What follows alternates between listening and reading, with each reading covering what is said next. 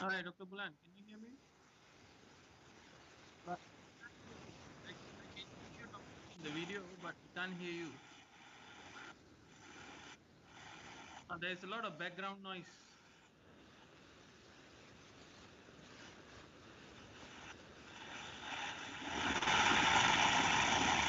I think you are talking, but we can't hear you. No.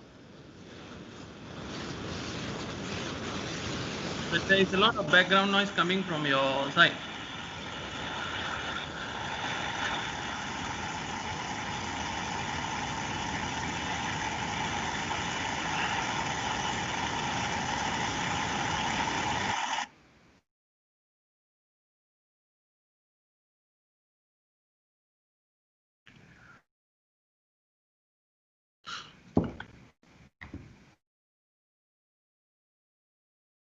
Okay, students, we'll wait for another, I think, few more minutes. I think we have the count up to 54 now, participants.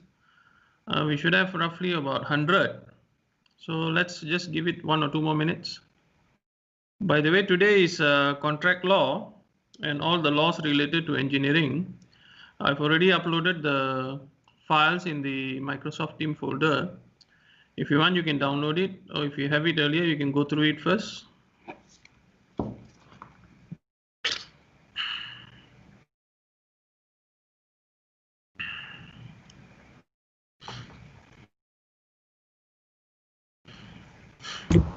Dr. Bajit, did you hear me? Yeah, now again. Oh, okay, thank you. Oh. There was a lot of background noise just now. That's why. Okay, maybe I use the external external mic, so I just remove it. Yep. External mic and external speaker. All right. But here you clear. You can hear my sound, my voice very clear. Yeah, crystal clear. No okay, problem. thank you. So I think we start on the 10:15 now. All right, sure, no problem. That's why I'm just still waiting for them to join. Yes. I also asked my student, to join. Yep. Okay, for the student who's already enrolled for this classroom, today is the our last for the maths lecture. By the next week and following week, depend on your lecturer, either come up with the tutorial or discussion on the report CSR or any discussion platform. So during the discussion, you can enroll by depend on the lecture. Boleh dengar pelajar? Boleh respon tak pelajar?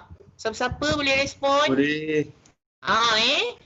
Next week dengan next follow week depend on the lecturer mungkin kita suruh submit on the sustainable ke CSR, mana yang mana kamu dah buat tu, mungkin during that time boleh lecturer boleh semak brain and discussion. So platform tu ikut pensyarah masing-masing jika pensyarah set I believe that most of you semua dah ada group WhatsApp, so just depend on the lecturer lah, bincang dengan group WhatsApp. Dr. Bajit, because of this is that the week ke-12 lah Yes. Next week 13, 14, so 13 dan 14 tu open discussion lah. Final pun yang lepas ramai tak tanya, tak buat lagi kan. Okay, so depend on you lah. Alright. On the student, okay.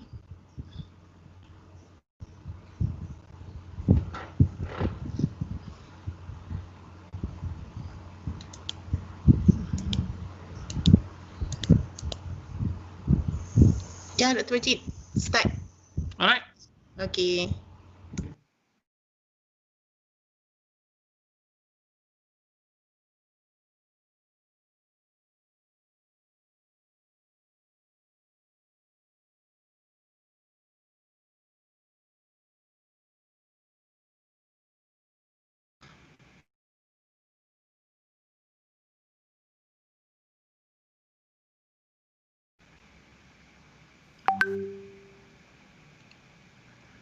All right. May I know, students, can you see my screen? Can anyone reply? All right. So, okay. Yes, Doctor. I'll begin from here. So this is our basically topic for today. It's more on the laws and acts that governs your career as an engineer. So we have a total of what do you call that, 6 sub-chapters here. So the first one is basically on the Environmental Quality Act. There's also law of contract, right? So which we will go through first, right? Because this is the heaviest part of your chapter today. Then we will have what you call that, Akta Suruhanjaya Pencegah Rasuah Malaysia and SPRM, which is our MACC, Malaysian Anti-Corruption Commission. And followed by these 3, Employment Act and Regulation, Insolvency and Bankruptcy Act, and Cyber Law. I think you are expert by now, because this is something that you've covered in your what you call that, seminars, right? So we will just touch on the surface for this, but our focus here mainly will be from 7.1 to 7.5. Right. Now, let's begin with the law of contract first. I would like to begin with this. All the files are there on your, what you call that, Microsoft Teams. You can actually download it for your reference. So everything is actually based on that.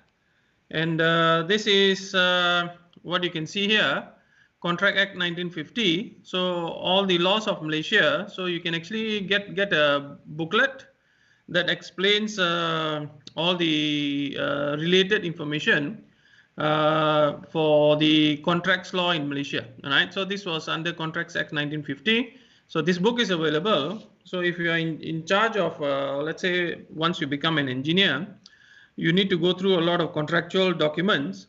So you got to understand what are the laws stipulated in this. All right. So they have some amendments in 1976. Right, so that's there. You can actually download it from internet as well. So this is in Malaysia. What we have is contract law governed and enforced by Contract Act 1950, as you can see here. So the remedies and specific performance gives the existence of a valid contract between parties and controversies. Right. So the terms of the contract must be definite and certain, like what we will see in this chapter in a while. And this is very important because equity cannot be expected to either enforce, all right, or if you have an invalid contract, or if you have a contract that is vague. Vague means it's not that clear, right? So this is what we will be looking at. So it will also be some sort of unjust for a court if you bring something that is vague and something that is not clear, and you compare the performance of a contract according to all these ambiguous terms that you have stipulated in the contract. So a contract must be clear, right? If not, it becomes void, right? So this is something that we will be looking at. What is a contract, right? So contract, if you look at it, is nothing but foundation for all commercial activities. Now, please note that it can be in writing. It can be by word of mouth. Yes. Right. It can be by word of mouth. All right. It can be oral contract also by conduct, or any combination of those. All right. It doesn't mean that it has to be in writing. It can also be by word. All right. But most of the time now we have is in writing. Next, this is another definition. All right. So you can have word contract is a legal sense, refers to an agreement between 2 or more parties. So a contract. Can you record? Oh, all right. Just one minute. Okay.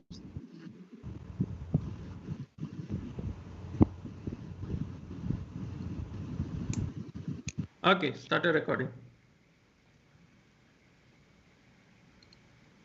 All right. So if you look at the definitions, the word contract is basically an agreement between 2 or more parties. So if you want to have a contract, you cannot have it among yourself. It has to be at least between 2 people, or you can have more parties, right?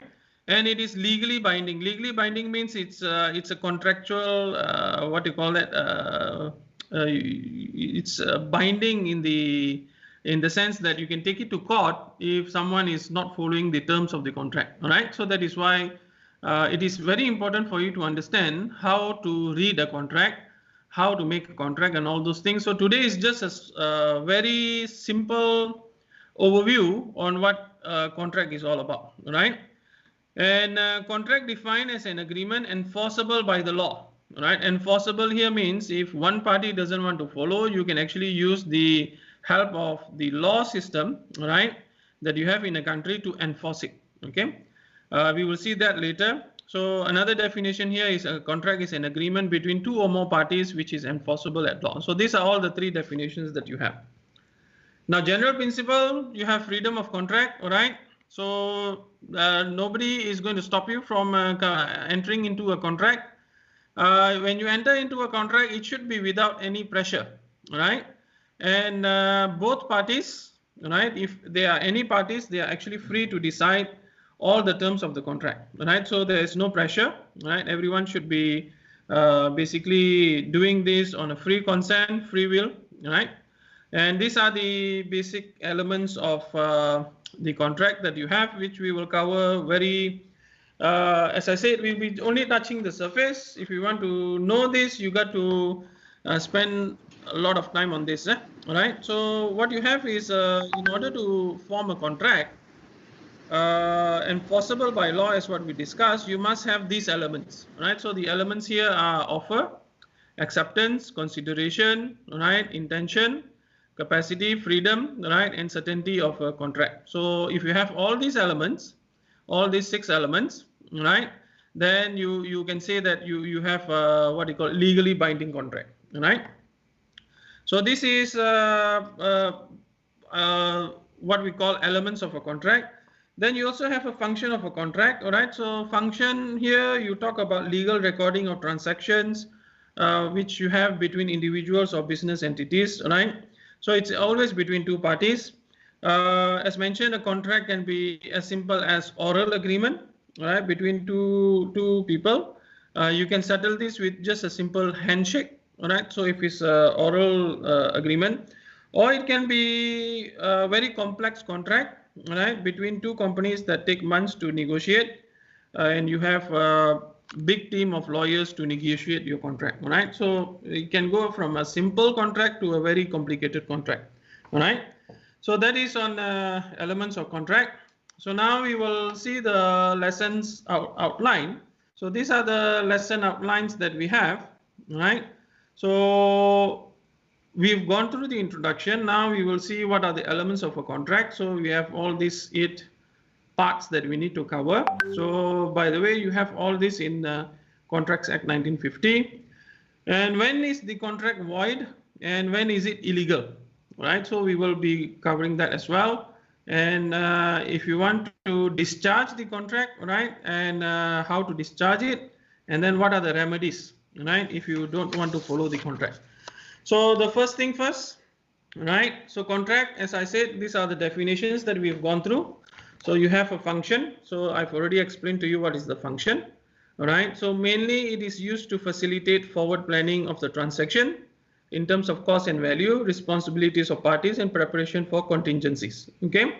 So it's an instrument by which separate and conflicting interests of the parties can be reconciled and brought to common goal.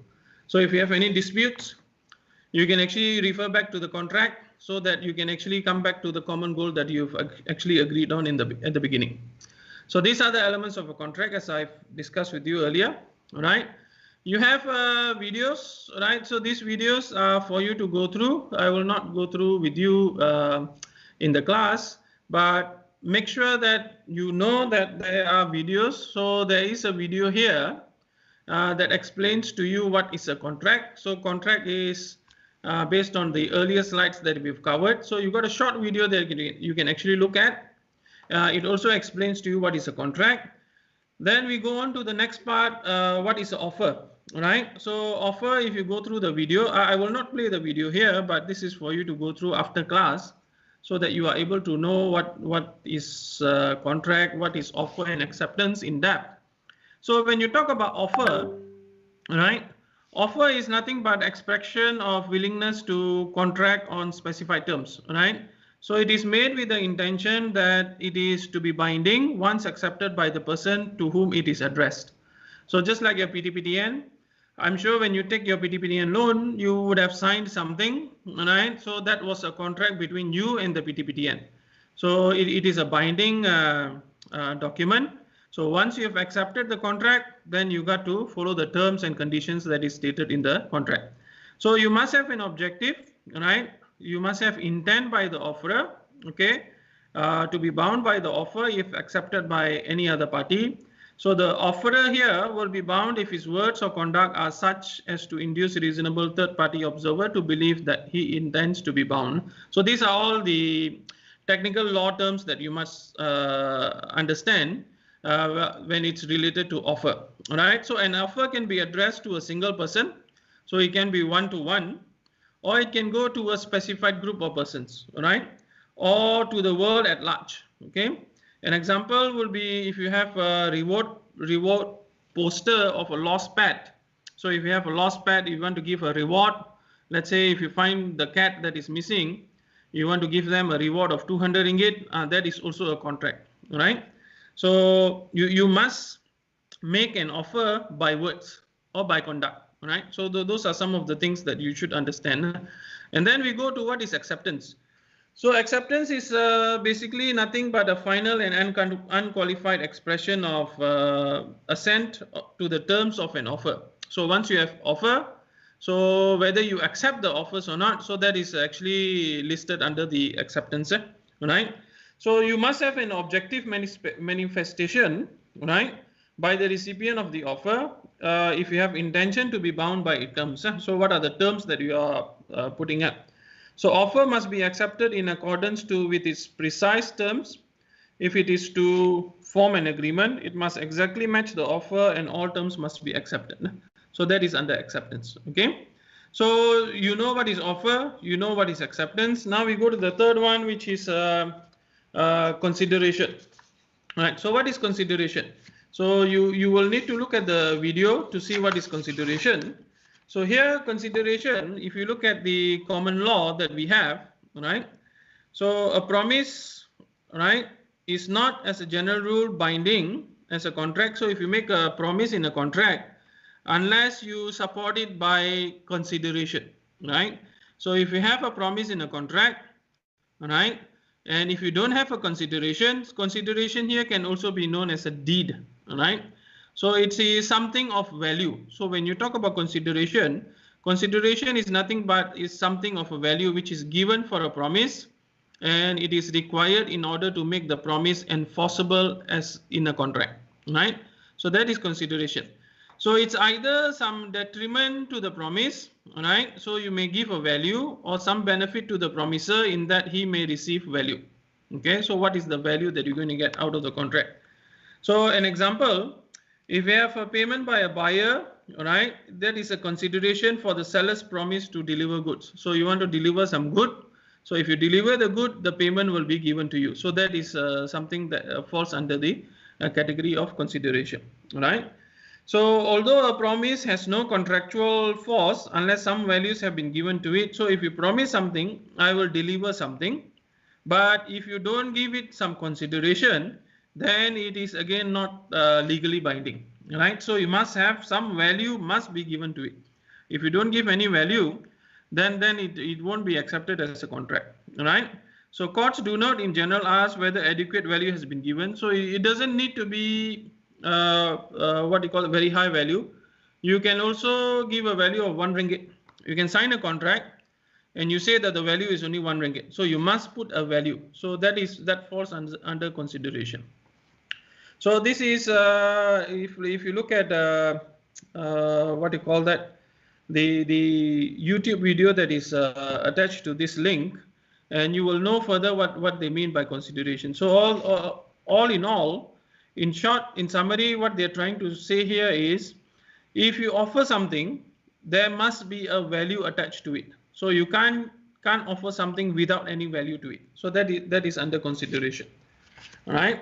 Then you also have capacity, right? So here we talk about legal capacity in contract law.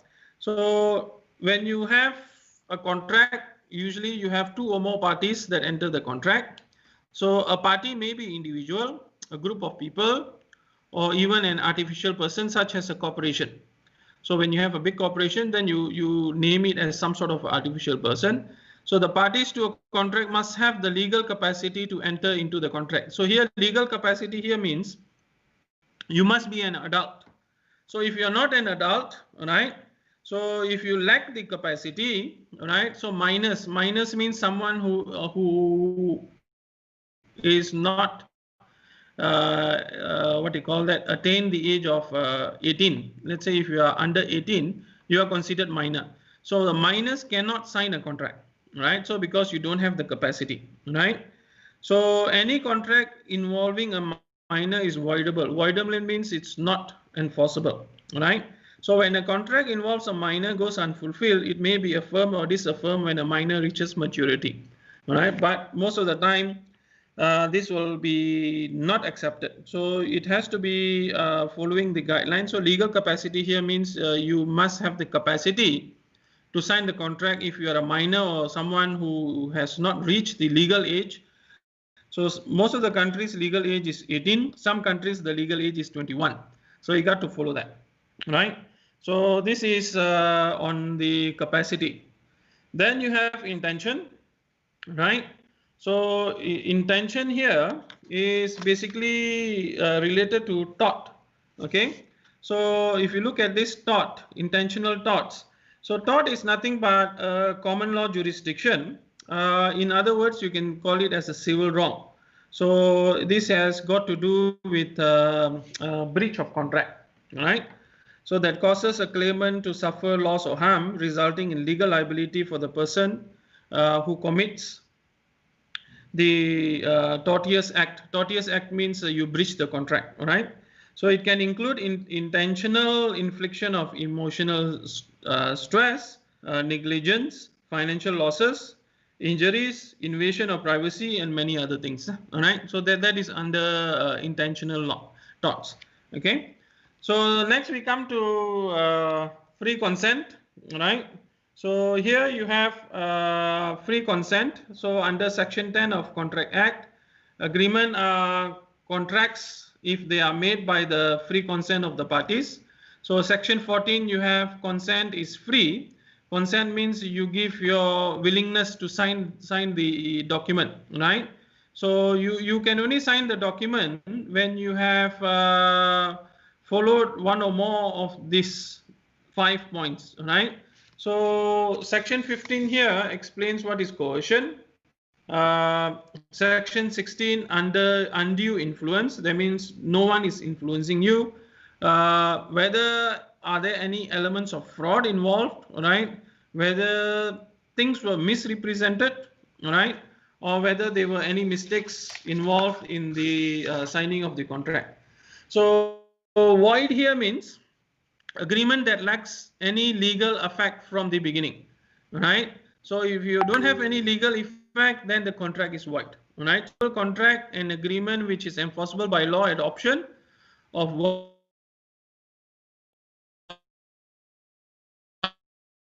or more parties, but not the other. It is not from today, but it's since ages, right? So you have been buying and selling goods and services, right? It's not something specifically that you enter, rather it is something with which we deal with our lives, the contracts. So all the contracts must be actually signed under free consent, right? So if you buy goods from a shop, right, cable connection services, installing an app on your phone, right? So if you look at the app on your phone, contracts are everywhere. So when you sign a contract by installing an app on your phone, and that is also a sort of a contract where you are signing it under the terms of free consent, right? So in simpler terms, a contract is nothing but a collection of rights and obligations binding one party to another by exchanging consideration within the monetary forms if there are any. Okay. So a contract is agreement enforceable by law, right? So essentials, you have to have agreement between two parties, right? So the parties entering an agreement should be competent to contract, so no minors should be involved, right? So free consent should be given, right? So if you want a contract to be valid, right? So you have some videos here. So what do you mean by coercion and all those things? So you must have parties that are free and genuine, right? So everyone should not be forced to enter a contract. Everyone should be under the free will. Okay. So there are two more videos here. You can actually look at them, right, and then get the idea on what is coercion under free consent and what is informed consent, right? So coercion here means, if you look at the coercion here, right, is that the act of committing or threatening to commit any act of forbidden by the penal code, right? Coercion means dipaksa, right? You cannot force someone to sign a contract, right? So it has to be done under free will. So it also cannot be undue influence, like what we've seen here, right? So here you have undue influence. Undue influence is when the parties to the contract are in relationship in such a way that one party can dominate the will of the other, right? So it has to be clear of any influence, okay? And then you also have fraud. Fraud here means consent is not free when a person gets it by means of fraud. You tipu, also cannot. Misrepresentation, when consent was obtained through misrepresentation, it becomes voidable at the option of the party whose consent was so obtained. And then you also have a mistake, right? So in other words, one of the key element of a contract is free consent, right? So next we go to certainty. So certainty here means, right, so you have a video here, you can actually have a look, right? Certainty here means the contract has to be of definite and not vague, right? Cannot be aga-aga. So it has all the terms has to be certain. It cannot be vague. It is not definite, then it is not possible to know its meaning. So all the meanings in the contract must be clear, right? So if let's say an example, if you want to sell oil, so party A wants to sell 100 tons of oil. That is not certain, right? Because you have not clarified what type of oil are you selling. Are you selling cooking oil? Are you selling petroleum? If you're selling petroleum, what type of petroleum product you're selling? So when you say in a contract, you are selling, A is selling 100 tons of oil to B, and that contract is not valid because you are not certain what type of oil you are selling, right? So it has to be very, very clear.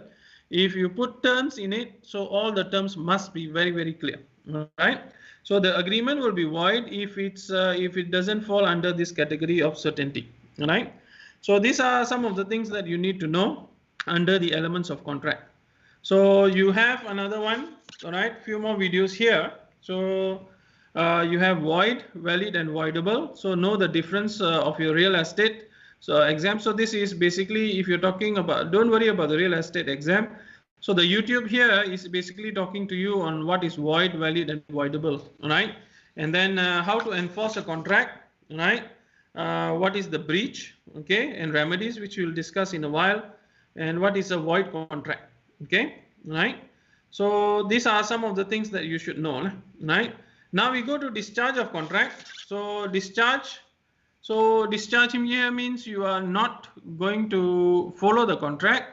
So this is when it's terminated in one of these ways, right? So you can terminate it by means of performance. You can terminate it by consent or agreement between the parties, right? So here you can also terminate it by impossibility because it's too frustrating. So for an example, if you look at just the recent news of last week, the high-speed railway between Singapore and Malaysia. So that was a contract signed, but we have actually decided not to follow. So that is basically discharging the contract, right? Discharging the agreement between the two countries. So then it falls into one of these categories, right? So you can actually look at how do you discharge a contract under this video, and what is a breach of contract, right?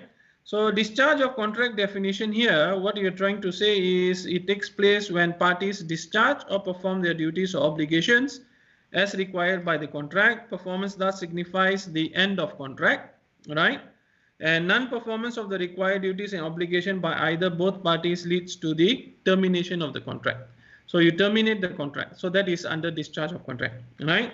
So you can also have fraud, right? So if you have fraud and contract rescission, So you can legally terminate if one or both parties engage in fraudulent acts, all right? If one party is found to be a fraud, tipu manipu, so you can also discharge the contract, take them to the court, all right? So you can have parties that are having some financial insecurities and all those things, all right? So terminating contracts is not easy, right? But there are avenues for you to do it, and it's going to be what you call a headache for both parties. There are also termination by agreement, right? So if you want to terminate a contract by agreement, it's also allowed, right? So you may agree to terminate, like what Malaysia and Singapore has decided to terminate the HSR high-speed railway contract, right?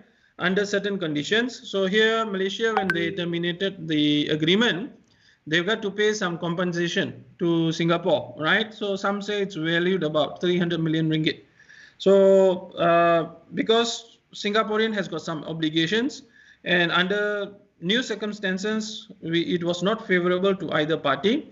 So you have those frustrating conditions, right? Government regulations and affect the agreement. So both parties may agree to terminate the contract, right? So this is basically how you discharge the contract and how you end the contract, right? So those are the things that you need to know. Next is, once discharged it, then you must have the remedies, right? So if you want to terminate the contract, so what are the remedies, right? So having the right contract is always a good idea, but no matter how much protection it offers, no contract can prevent a breach of contract by the other party. So if your contract is breached, there are possible remedies that you can actually come out with. So if you have you can give a rescission of contract, right? So this is you can repudiate or rescission the contract to terminate it and claim damages for your loss, right?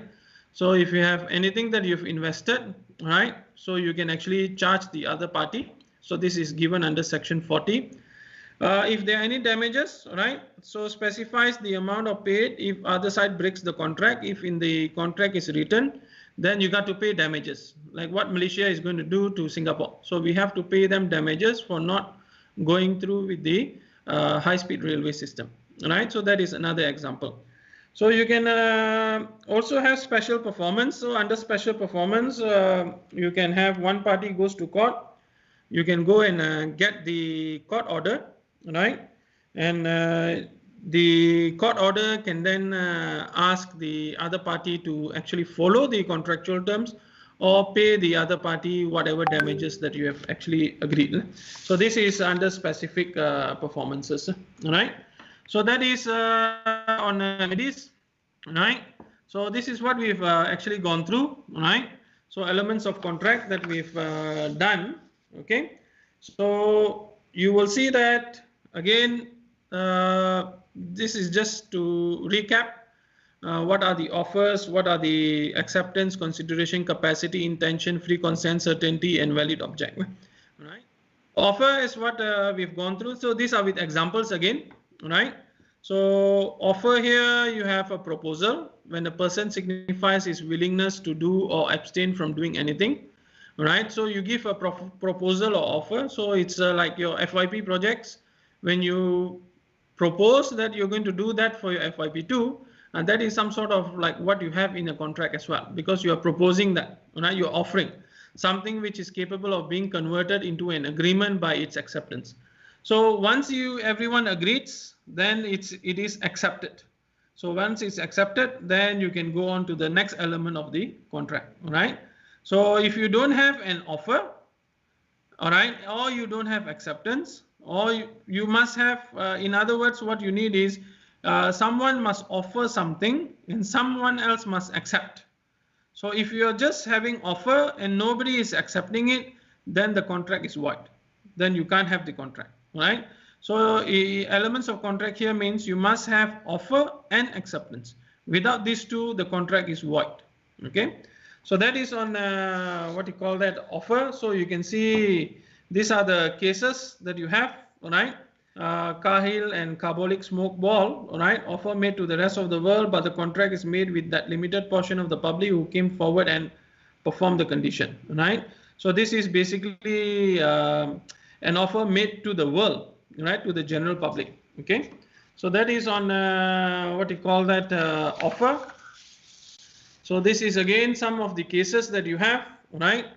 So to be an offer, the offerer must be merely feeling his way towards an agreement, right? So it's an invitation to treat. So advertisement in the paper for the post of a doctor, right? So that's an offer. Auctioneer inviting a bid. So if you want to go for a bidding, that's an offer again, right?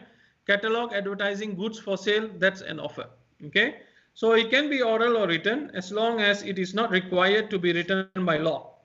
So that is offer. It is the definite expression of overt action which begins in the contract. Right? So this is the beginning of a contract. It is simply what is offered to another for the return of that person's promise to act. Right? Cannot be ambiguous again. Right? Just like the oil. If you want to sell oil, you have to be very, very clear what type of oil you are selling. So it must be spelled out in terms that are specific and certain, such as the identity and nature of the object which is being offered and under what conditions and terms that are being offered, right? So these are some of the other two cases that you can actually look. All right, next is acceptance. All right, as what we've discussed, acceptance here means you must accept. If you make an offer, you must accept, all right? So acceptance can be expressed or implied, okay? So acceptance must be accepted on exactly the same terms as the proposal without any variation or modification. Okay. So if you offer 1,000 ringgit, but you accept only 950, also cannot. Right? Also cannot, because that will be equivalent to rejection. Because counter proposal here means you are not accepting what is being offered. So it has to be accepted based on what is being offered. All right. So you must have communicated with some positive action. Silence cannot be imposed as acceptance. So meaning to say that if someone is offering you something, but if you don't communicate, you are silent, it is also not accepted, right? So you must have some sort of communication in order to accept. Okay, so that is on acceptance, right? So you can see here illustration. So B accepts A proposal by a letter sent by post. Communication of the communication is against A when the letter is posted as against B when the letter is received by A. All right, so that completes, right? So that is on acceptance. Next, termination of offer is also there, right? So if you want to have a revocation, it's possible if your acceptance is not complete. So if you say that you don't want to accept, then you can go for revocation of the contract, right? So this is on the some cases that you have, right? You can actually go through them, right? So you can have by lapse of time, right? So under Ramsgate, Victoria Hotel and Montefiore, by failure of acceptor to fulfill condition predecessor to acceptance. So these are the case files in law books that you can actually refer to, and then use an example on how to terminate an offer when this clause of acceptance is not fulfilled, right? Then you have consideration. So consideration is basically you make what you call that accept contract, maybe in terms of money or maybe in terms of other right or interest or benefit, or it may be determined loss of responsibility given up by someone else, right? So that is under consideration. So this is again something that you need to have, right? So let's look at the thing as a general rule. Agreement without consideration is void, right? So you can have these three types of consideration: executory, executed, and past consideration. All right. So they need not to be adequate. All right, and they need not to move from the promise. All right. So as these two cases has promised. So part payment from the full payment is valid consideration. So you don't need to pay all. You can actually pay some of it, and that can be considered as valid consideration as well. Okay. So this is under consideration. Then we go for capacity. So capacity of contract is also there. So as what we've discussed, right? So here you have trying to avoid a contract would have plead if you don't have the capacity to enter a contract, meaning to say that you are a minor or you are mentally not stable, So then you don't have the capacity. So meaning to say that you must be of a legal age, or medically you should be sound. So if you medically you are not sound, or you are of not legal age, then you will not fulfill this criteria of capacity, right? So you must have the legal capacity as what they've mentioned, right? So if you don't have the capacity, so the contract becomes invalid or void. Okay. So every person is competent to contract who is the age of majority according to the law. So in Malaysia, 18, right? So which he is a subject and who is of a sound mind. So medically he is sound mind, right? Mentally he is okay. So if mentally he is not okay, the contract is also void. And is not disqualified, all right? So here some law says that he's not bankrupt or anything. So age of majority in most countries is 18 years, right? So if you are not more than 18 years, then cannot. So there are some exceptions here. You will see that some marriages you can have people signing their documents even when they are not 18 years, right? So that depends. So insurance again, right? Apprenticeship, right? So there are some exceptions. Okay, so you can have a look at it. And then if you look at what is the meaning of sound mind, so here it says that you are capable of understanding, right, forming rational judgment and the effect upon his interest. So you have to be sound mind, because you should know if you enter this contract what is going to happen to you. And you must also not be under incapacity. So incapacity means you should not be sick. You should not be under any influence of alcohol or drugs. So if you're under that, then you do not fulfill this capacity. All right. So this is privity of contract again, right? So if you have valid, to whom does the obligation extend? So the general rule under common law is no one but the parties to a contract be entitled to. So the contract is only between the parties that have signed. All right. No one else is basically have a claim to the contract. So this is what they mean by privity of contract, right? So these are the contents of a contract. So you have contents that are made of terms, right? So you can have express terms. You can also have implied terms, right? So express terms are straightforward, right? You don't need to have a definition for it. For implied terms, you need to have some sort of a definition, okay? So some cases here, right? Some statutes that you need to refer to when you talk about contracts, right? And then these are some of the cases that you can look. So implied a term that must have been in the mind of the parties to get license to cut the timber, all right? So bystander, oh, of course, so this is some sort of implied, so you cannot do that, right? So you have another classifications here on where the contents of contract is implied, okay? So exemption clauses are there, right? So you can have a look, right? So when you're talking about, let's look at it defined as exemption clauses, a term of contract that attempts either to modify the principal obligations arising out of the contract or limit or exclude the liability, right? So if you have risks involved, the liability involved, right? So you can actually limit or exclude them, right? So that will not result in breach of the contract by either party. So these are some of the things that you can actually go through, right? So there are some statutes which modify the effect of exemption clause. So again, you need to refer back all the statutes that are given. So you can have this exemption clause in your contract, but it doesn't mean that it has to be followed exactly. They have to follow some of the statutes that are available in the legal system of a country, okay? So exemption clause cannot give benefit to third party or make another party liable. So here you cannot say that it's between A and B, but if anything goes wrong, C is responsible. No, the contract is again between A and B, but the exemption clauses are there is just to avoid any liability that comes up, right? So that is on the exemption clauses. Then we have intention, right? So intention here, so we are looking at case laws that are available, right? So sometimes you can be imputed from the nature of agreement. So you accept dinner, right? Acceptance to an offer to play a game of soccer, acceptance of an offer to pay for half of the petrol cost, right? So the parties to a transaction may state that they do not intend to enter any binding obligation for this, right? So mere agreement is not enough, right? right? So it can be imputed like what they have given here examples. So intention is particularly relevant when it comes to cases where legal contracts are not normally made, like in domestic arrangements. You can have a look at this case, Balfour versus Balfour, right?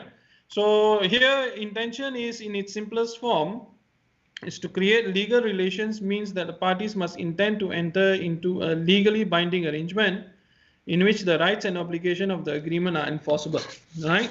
So as simple as this seems, the question as to whether the parties to a negotiation did intend to create legal relations is highly fact sensitive. So you need to rely on that. Relatively certain that representatives of business meeting in a formal commercial scenario to negotiate a contract do intend to create legal relations, right? So that is on that. So again, free consent is what we've discussed. So you have free consent, so must not be under any of these 5 things that we have discussed earlier, right? So if you have any of these 5 things, then your contract will be void. Okay, so it is clearly given in all these sections. So you can refer to the booklet. It's actually available in what you call that soft copy. You can download it and you can have a look on how coercion plays an important role in terms of determining whether the contract was signed under free consent or not. So this is Paksa. So under influence means you have other people influencing you to sign. Fraud means you have some sort of people lying here and there. All right, misrepresented, and if there were any mistakes in the contract as well, right? So then your contract becomes void. Then you need to redo another contract and then sign it, right? So coercions is here. So this is again forbidden by penal code, all right? So if you are caught, you can be actually charged in court under penal code, all right? So you cannot unlawfully detain any person and ask them to sign, all right? Some countries, they will ask them to sign by unlawfully detaining them, right?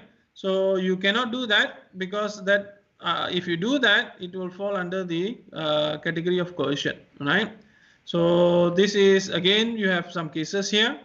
So this transfer was made under Sultan's order in the presence of Japanese officer during the occupation is considered voidable, because there were some cases where transfer was made under somebody's coercion, right?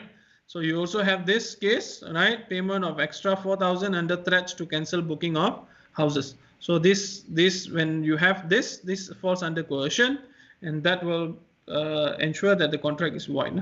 Undue influence is also there, right?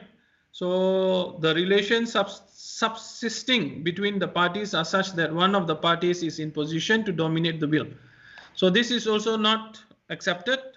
So because you are in a position to obtain an unfair advantage over the others, right? So they consider that. So elements position to dominate, use that position to obtain unfair advantage. So there are some cases here you can actually go through, right? So if you want to prove whether you have no undue influence, is actually the burden lies on the person in position to dominate. Okay, so he has to then prove that there was no undue influence. The person who is actually dominating, right? So that is how you prove it. Fraud, again, this is tipu menipu, again, not acceptable. So there must be intention to deceive, right? If you have intention to cheat, intention to cause fraud, so it must be made knowingly, without belief in its truth, or reckless whether it's true or false. So that falls under what you call fraud, right? So also not acceptable under free consent. Misrepresentation, right? So you have false statement of existing or past fact made by a person before or at the time of making the contract, which induces a party to enter into contract. Also not possible, right? So you cannot give what you call that false information before signing a contract, right? Because that will fall under the category of misrepresentation. So if you have a mistake, both parties under the agreement are under a mistake as to matter of fact essential. So there's something that is not right in the contract, then the contract is also considered as void, right? Not enforceable. Then next is certainty. So certainty also we've covered, right? So this under certainty you have some cases, right? So let's look at that. So your contract must be very, very clear, right? It cannot be vague, right? It cannot be something that is not sure, right? So that is what they mean by certainty. Your contract must be certain. All the terms in your contract must be certain, right? So if there is any ambiguity, anything that is uncertain, your contract can be void, right? So two aspects of uncertainty can be due to language, right? Or it can be failure to reach agreement on fundamental terms of the agreement, right? So uncertainty is there in the section 30, right? So here it says the agreements, the meaning of which is not certain or capable of being made certain, are void, right? So you got to be very clear on that.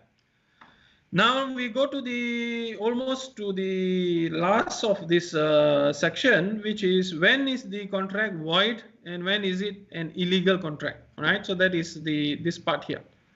So for this, you have contract which is not enforceable by law. You have section 2G, and you also have section 24, contract with unlawful consideration. So object is void, right? So when you have something that is forbidden by law, right? If you are not following the law of the country, if you enter a contract and there are terms and conditions, or there are some sections of the contract where you need to do things that are forbidden by the law, then the contract is void and illegal, right? And if you have something that is going against the nature, right, and then to defeat the law, is also void. If the contract is fraudulent, right, if there's cheating involved, it's again void and illegal contract. And if it involves injuring someone, if it involves damaging somebody's property, and that is also a void and illegal contract. And if you have something immoral, right, something immoral, there's a lot of immoral things, but if your contract has got some immoral elements in it, or if it's against any public policy, that contract is also considered void and illegal. So there are some sections here, right, with some cases, right? So other instances that renders the contract void in law, right? So section 25 right up to section 31, right? So you can have a look into that. So some of the elements that you can actually consider to void and make a contract illegal, right? So if you have a void and illegal contract, so then no action will arise from the wrong done, right? General rule, right? So not void in total severable, right to restitution, doctrine of unjust enrichment. So these are under section 66, right? So paid 1,500 as a deposit for lease of paddy land, which was illegal, right? So then the contract is void. So money deposited with the company carrying unlicensed business is recoverable. So then because you have paid the money, it's not to say that you've lost the money, you can recover back the money because the contract was void, right? So it became illegal. So all the money that was paid can be recovered. All right. Now discharge of contract. So discharge of contract here means how are you going to get back all the money or all the things that you've spent, or how are you going to come out with the remedies, right?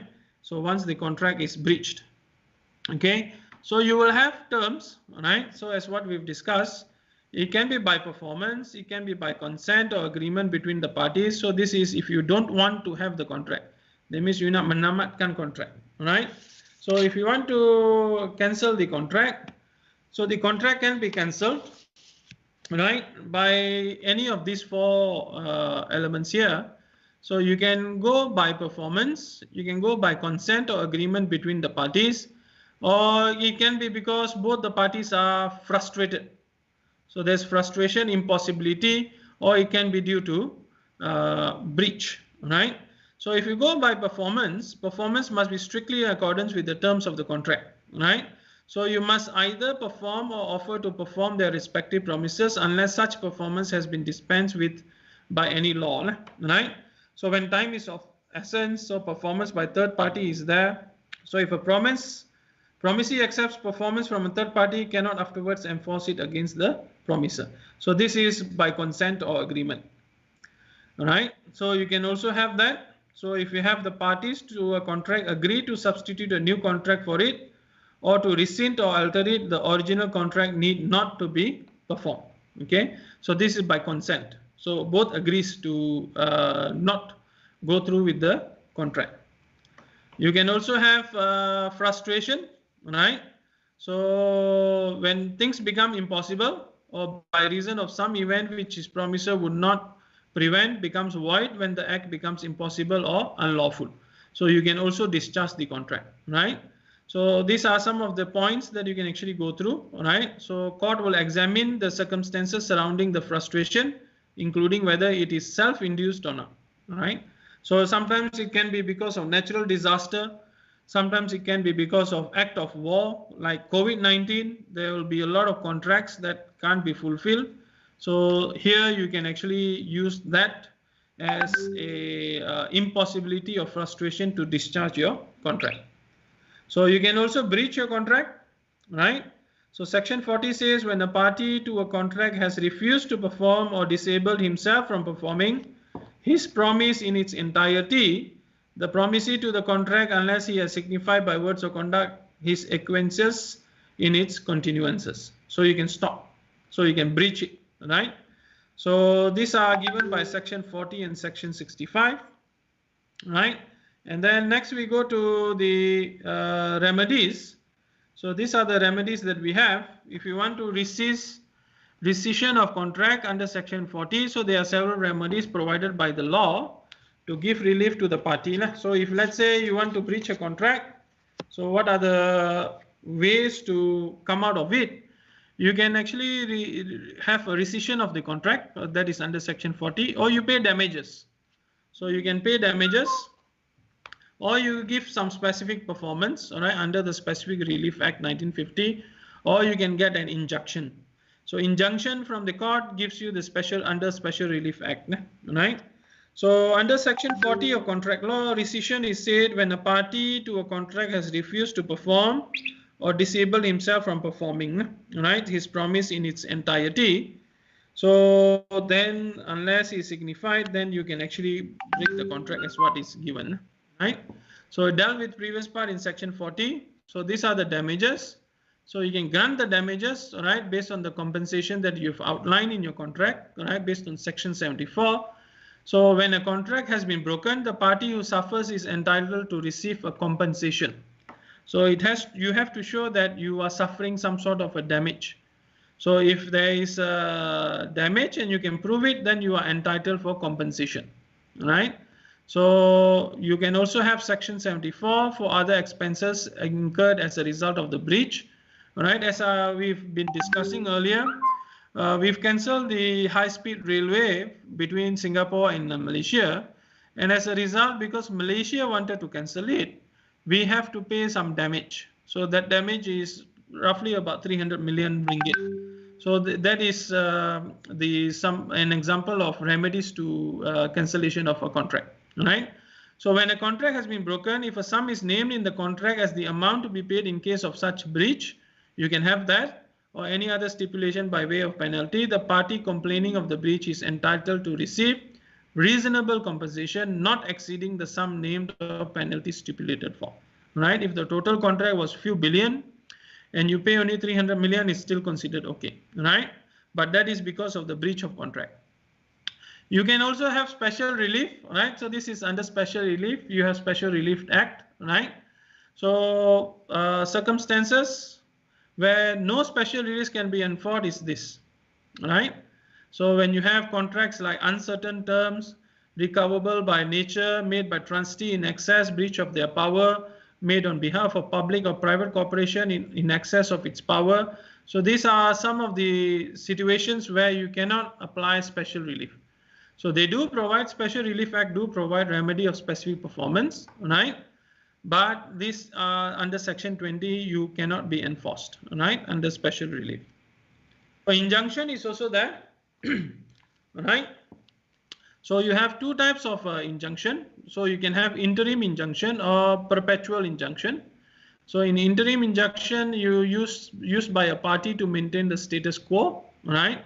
So pending to go for full trial because you want to stop any claims until you finish your trial, right? So you wait for the court to give the order, right? Or you can go for perpetual injunction. So you can be made after a full trial based on the merits of the case. Defendant will be permanently prohibited, right? So no injunction where the contract cannot be specifically enforced. So perpetual means like it's almost like forever injunction, right? So these are some of the things that you can do. So there is a video here. You can actually have a look and then see whether you can understand further on the capacity of the contract, right? So that's all for contract law. If you have any questions, I'll open for question and answer before I move on to the next part. So our next part here, I will go to the SPRM, right? 7.3.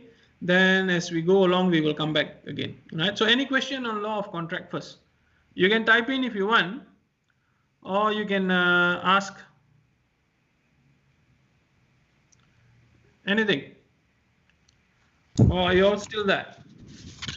Dr. Bajit, I think for the SPRM only overview around 5 minutes because of they are already covered during the chapter 2. Yes, I will go through very fast, no problem. Okay. Yeah. All right, students, anyone can reply? Okay, okay to proceed? Okay, Doctor. Okay, that's good. Thank you.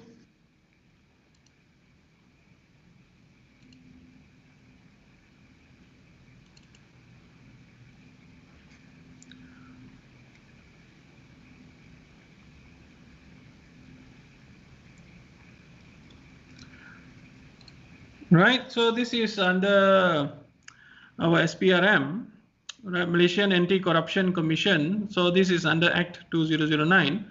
So what you're going to discuss here is basically, everyone can see the slide, eh? Can somebody respond?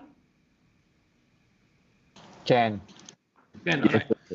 So here we talk about corruption, right? So just a general discussion and definition, offenses and penalties.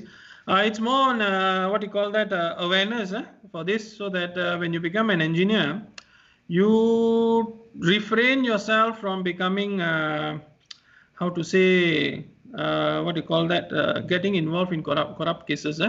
So the objective is to finish this. You need to know that we have legislation against corruption, right? There are various acts, right? So people are doing something about corruption. So if you are caught, there's a heavy penalty for you, right? So definition of corruption, I think all of you know. There's Arabic word rishwa, al-rishwa. Also in Indian also is rishwat, right? So if you want to look at the law dictionary, giving or offering any reward to any person to influence his conduct, right?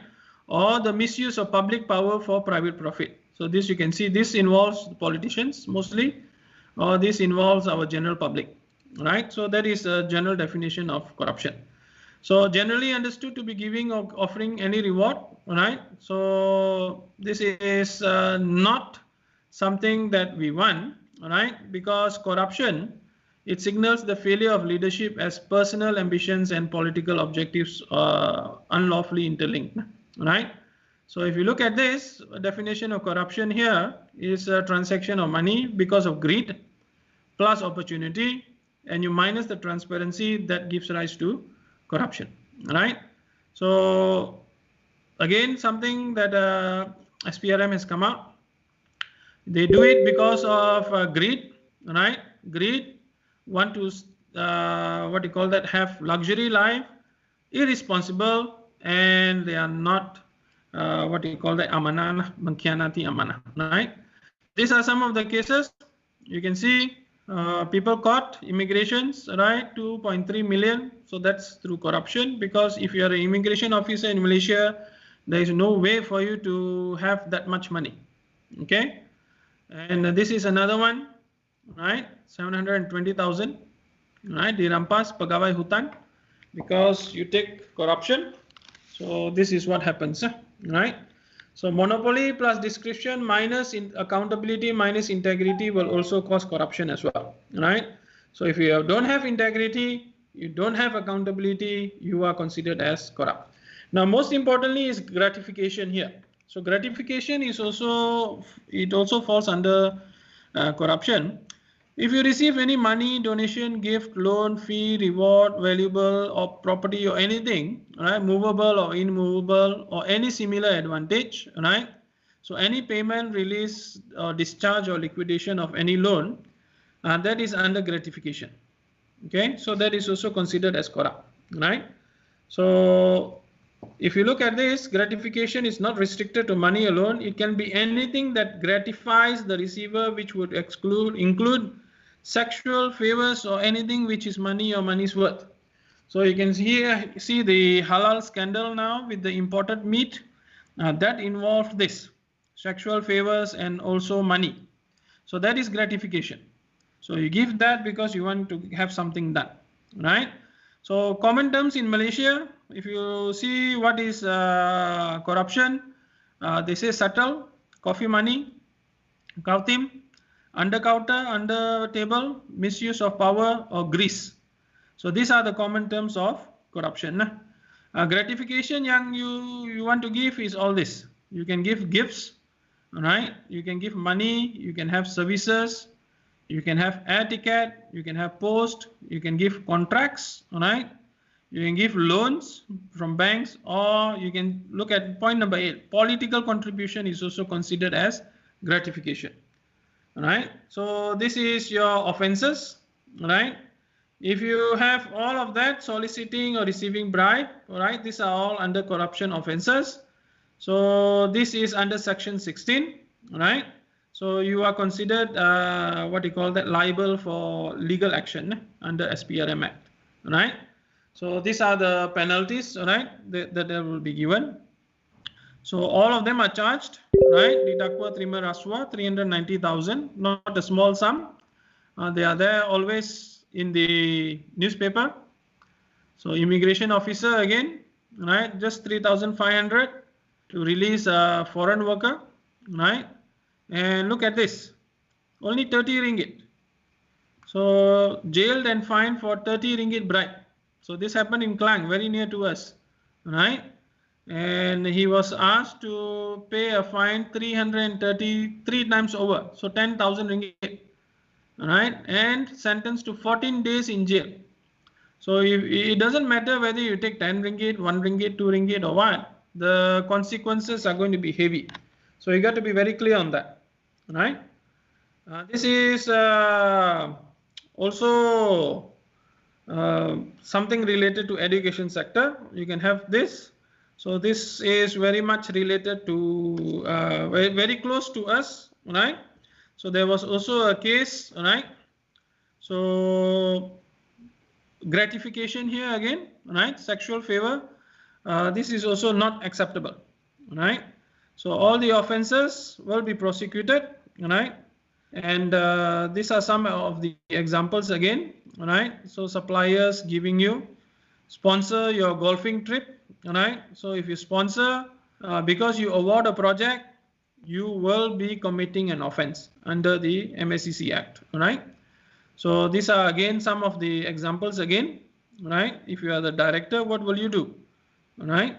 So asking for bribe something in return or for helps done, you come to know that the management of company Z have succumbed to this demand. So you know someone is accepting bribe, you should go and report it if you know something is wrong, right? So these are some of the examples. So offense of intending to deceive principal by principles of agent. So you can have a read.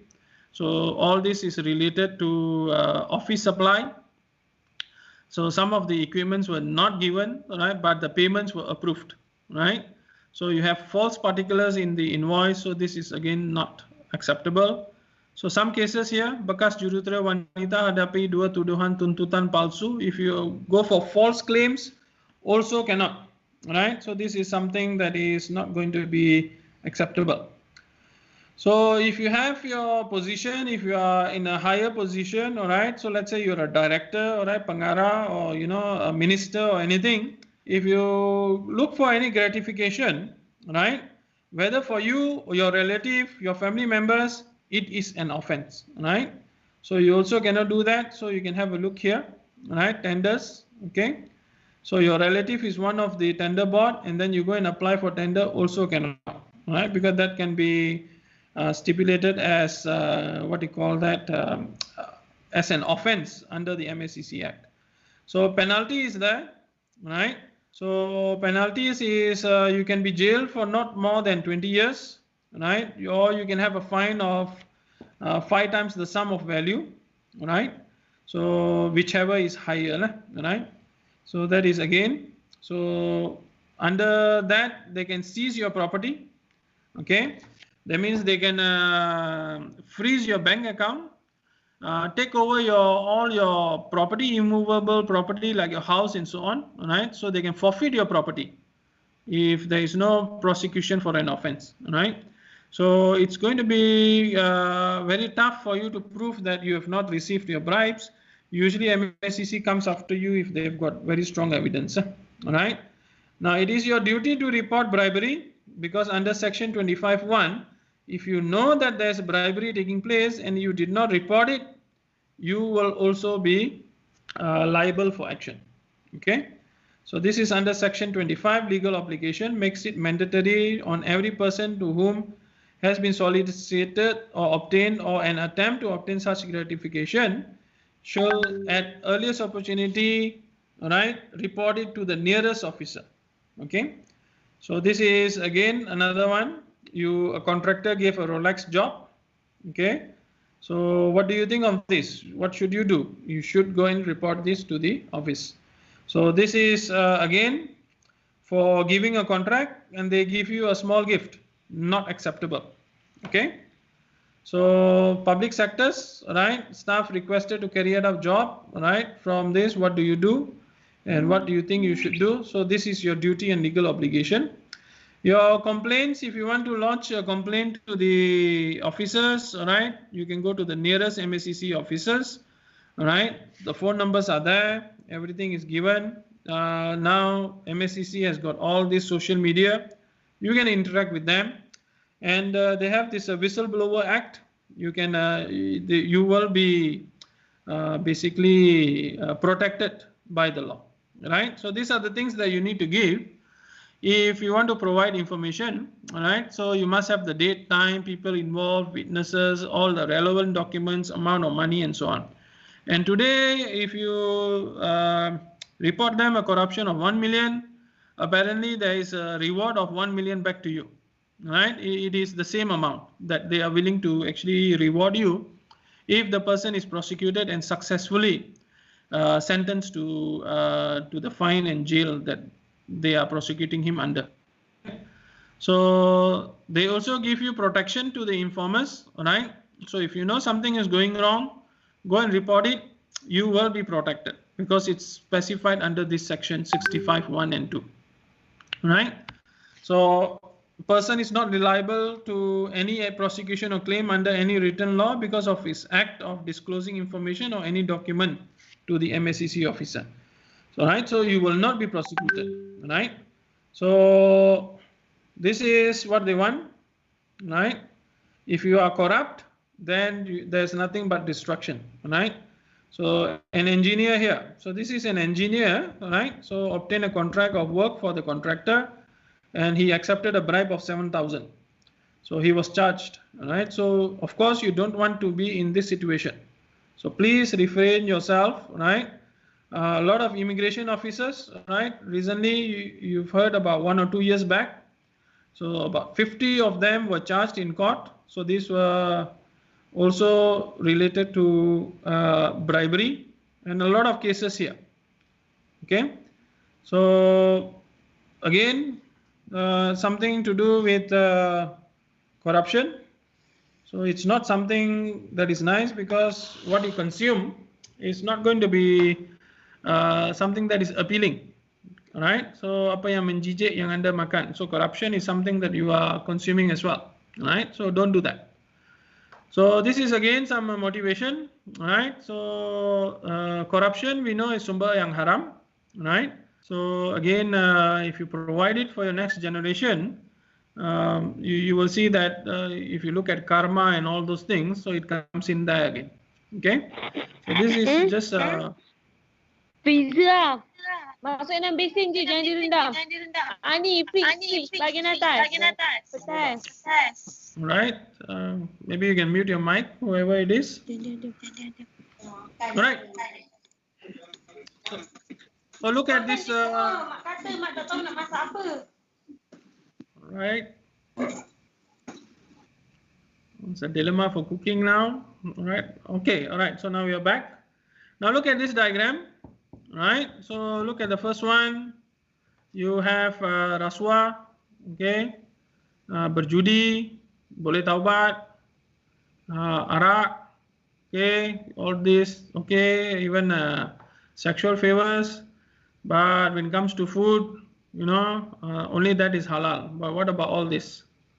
Okay, so you can think about it, right? So this is basically a cartoon that depicts the actual scenario that is happening in our society. So let's refrain this from happening. So gratification again, as I've discussed. So all that is there. So corruption terminology. So let's go back. So we were here, and then this is again bala, right? So our precious resources are disappearing because of corruption. So bala, because all this one lorry can be about few 100,000, the timber. So all this is being cut. Our water catchment areas are basically being depleted, and orang aslis are affected. Look at the river color. So it's almost yellow. It's supposed to be crystal clear. And this is because of soil erosion, because of uncontrolled timber cutting. And why is it uncontrolled? Because of corruption, because the officers are not protecting the forest, right? So accountability is there. So accountability here means bertanggungjawab kepada atau terhadap sesuatu tindakan atau perbuatan. So are you accountable for your actions or not? Right? So this is on our civil servant. You can have a look. All right. Then you also have integrity. Okay. Honesty of the internet. You can have a look how people cheat each other. Right. When they chat with each other. So integrity here means you adhere to your moral principles. All right. The highest moral principles you have. You are honest. Right. And you also have wholeness, quality of being unimpaired, and soundness. So that is by dictionary. So if you look at bribery, is a way of life in Malaysia that is to a certain extent true, right? So later I'll show you some slides. So if people have this perception that corruption is serious, it's possible that they may well be practicing it as well, right? So I'm not sure how far you agree with this, right? Bribery is such a long-standing problem that most Malaysians acknowledge and accept it as a part of life, right? So you have to basically realize that it's a big problem here. And what we can do is we need to enhance ethics and integrity in the public sector first, right? So factors that affects the integrity here can be out of this.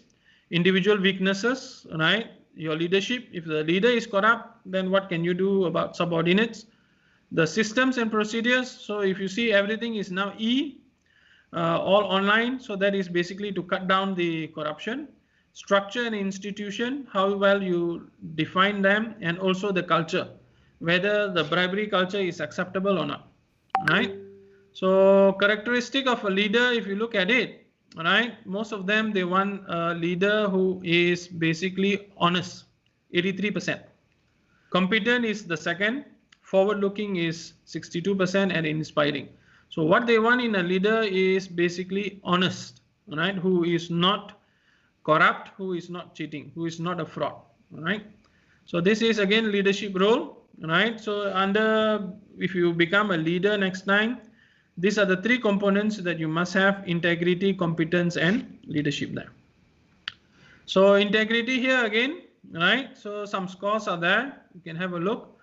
5 top agencies perceived as most corrupt in Malaysia. If you look at it under the the marks that were given, Customs Department, Malaysia Police, JPJ, they are considered as Immigration Department, and then agencies involved in issuing license. So these are the top 5 agencies that are involved in corruption in Malaysia, right? So things need to be done, and these are also others.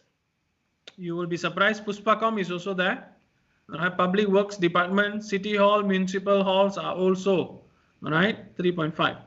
Private sectors are basically also there, but their index is slightly lower. So the top 5 are construction companies, suppliers, import and export companies, driving schools, right? You heard about lesson terbang, so that's under driving school. Entertainment and recreational outlets are also there. Okay. Now these are the respondents. So respondents who said that they've given bribes. So people have given bribes to police. 76.3% said yes, they've done. Road Transport Department only 4.6. Other enforcement officers, you will see that 7. So most of Malaysians, they give bribes to police, 76.3%. So this is all about money. Corruption is all about. But if you read this, money can buy you bed. You can buy a most expensive bed that you want, but you cannot buy the sleep. You can buy most expensive books that you want, but not knowledge. You can buy the most expensive food that you want with money, but you can't buy appetite. And same thing with beauty, home, health, happiness. All right. So when money is not lost, not everything is lost. And please remember that when character is lost, then everything is lost. So you should place importance to character, not on money. So if your character is good, that is what we want, and not about making money and becoming rich and so on, but your character is 0. So that's not something that you want. So conclusion is there, right? So you have a lot of hardship, and future growth development of our nation is affected. So you can make a difference. If you see any corruption, go and look for it. So before we go to the question and answer, I'll just show you about Malaysia. Corruption in Malaysia, very short. So this is what we have, something additional.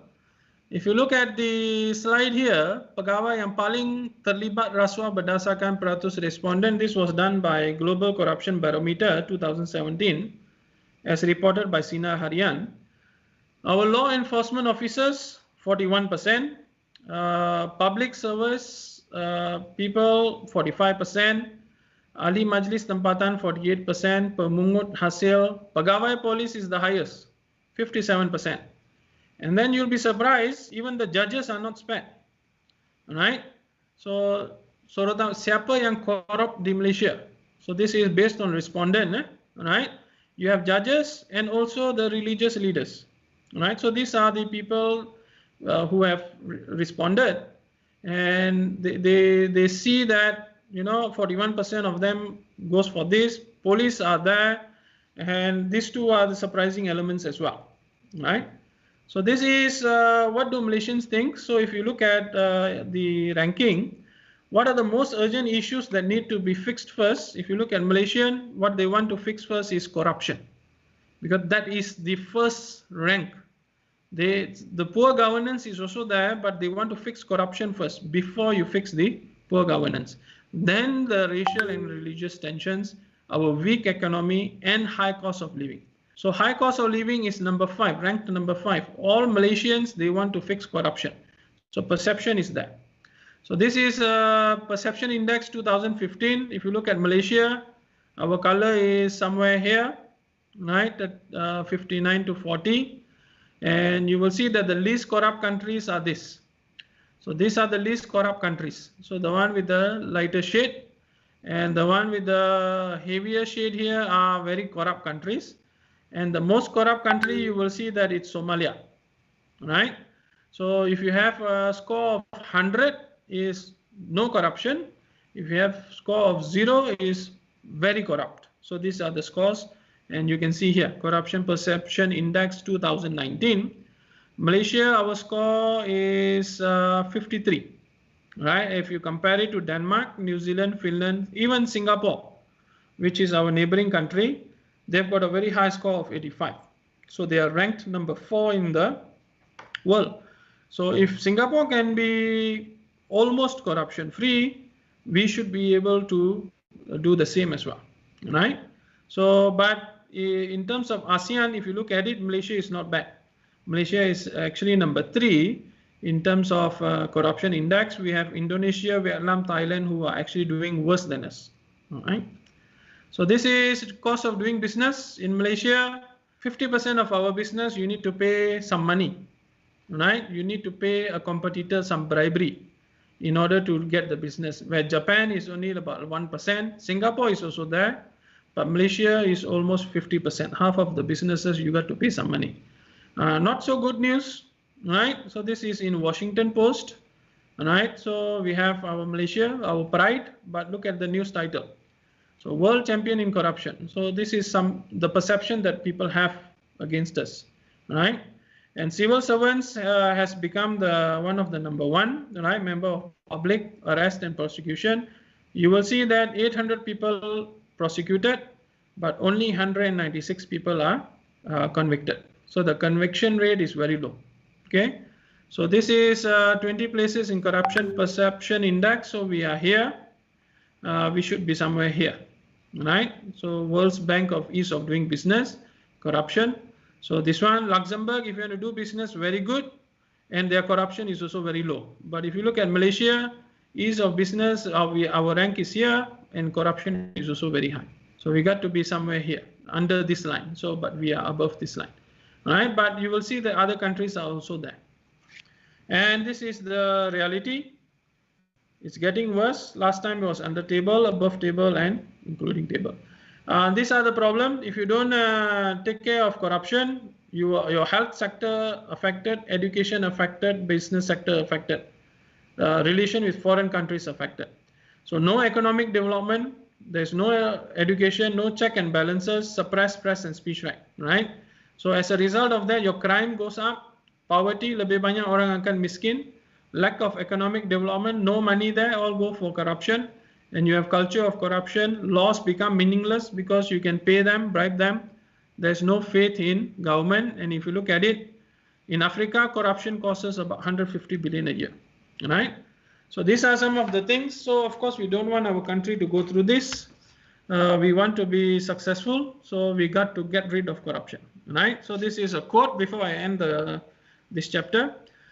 Now, if you look at Abdul Kalam, he was the ex-president of India. So if a country is to be corruption-free, he feels that there are 3 key societal members who can make a difference. So that is the father, the mother, and the teacher. So we as a teacher, we are doing our best. You are going to be the father and mother soon, right? And you should also do the same in educating the next generation so that we can weed out this menace that we have, the menace of corruption from our country, right? So you should declare this. I will not pay bribes. I will not seek bribes. I will work with others against corruption. Speak out against corruption, right? And you will only support candidates for public office who say no to corruption and demonstrate transparency, integrity, and accountability. So with that, we end our second part on MEC600. So we will now take a break of 10 minutes. Is it okay? Can anyone respond? Okay. So we take a break of 10 minutes. So now is 11:40. We will begin with our next part at 11:50. Is it okay? Okay. All right. So you take a break, go and do whatever you want. Come back in about 10 minutes. All right. See you soon.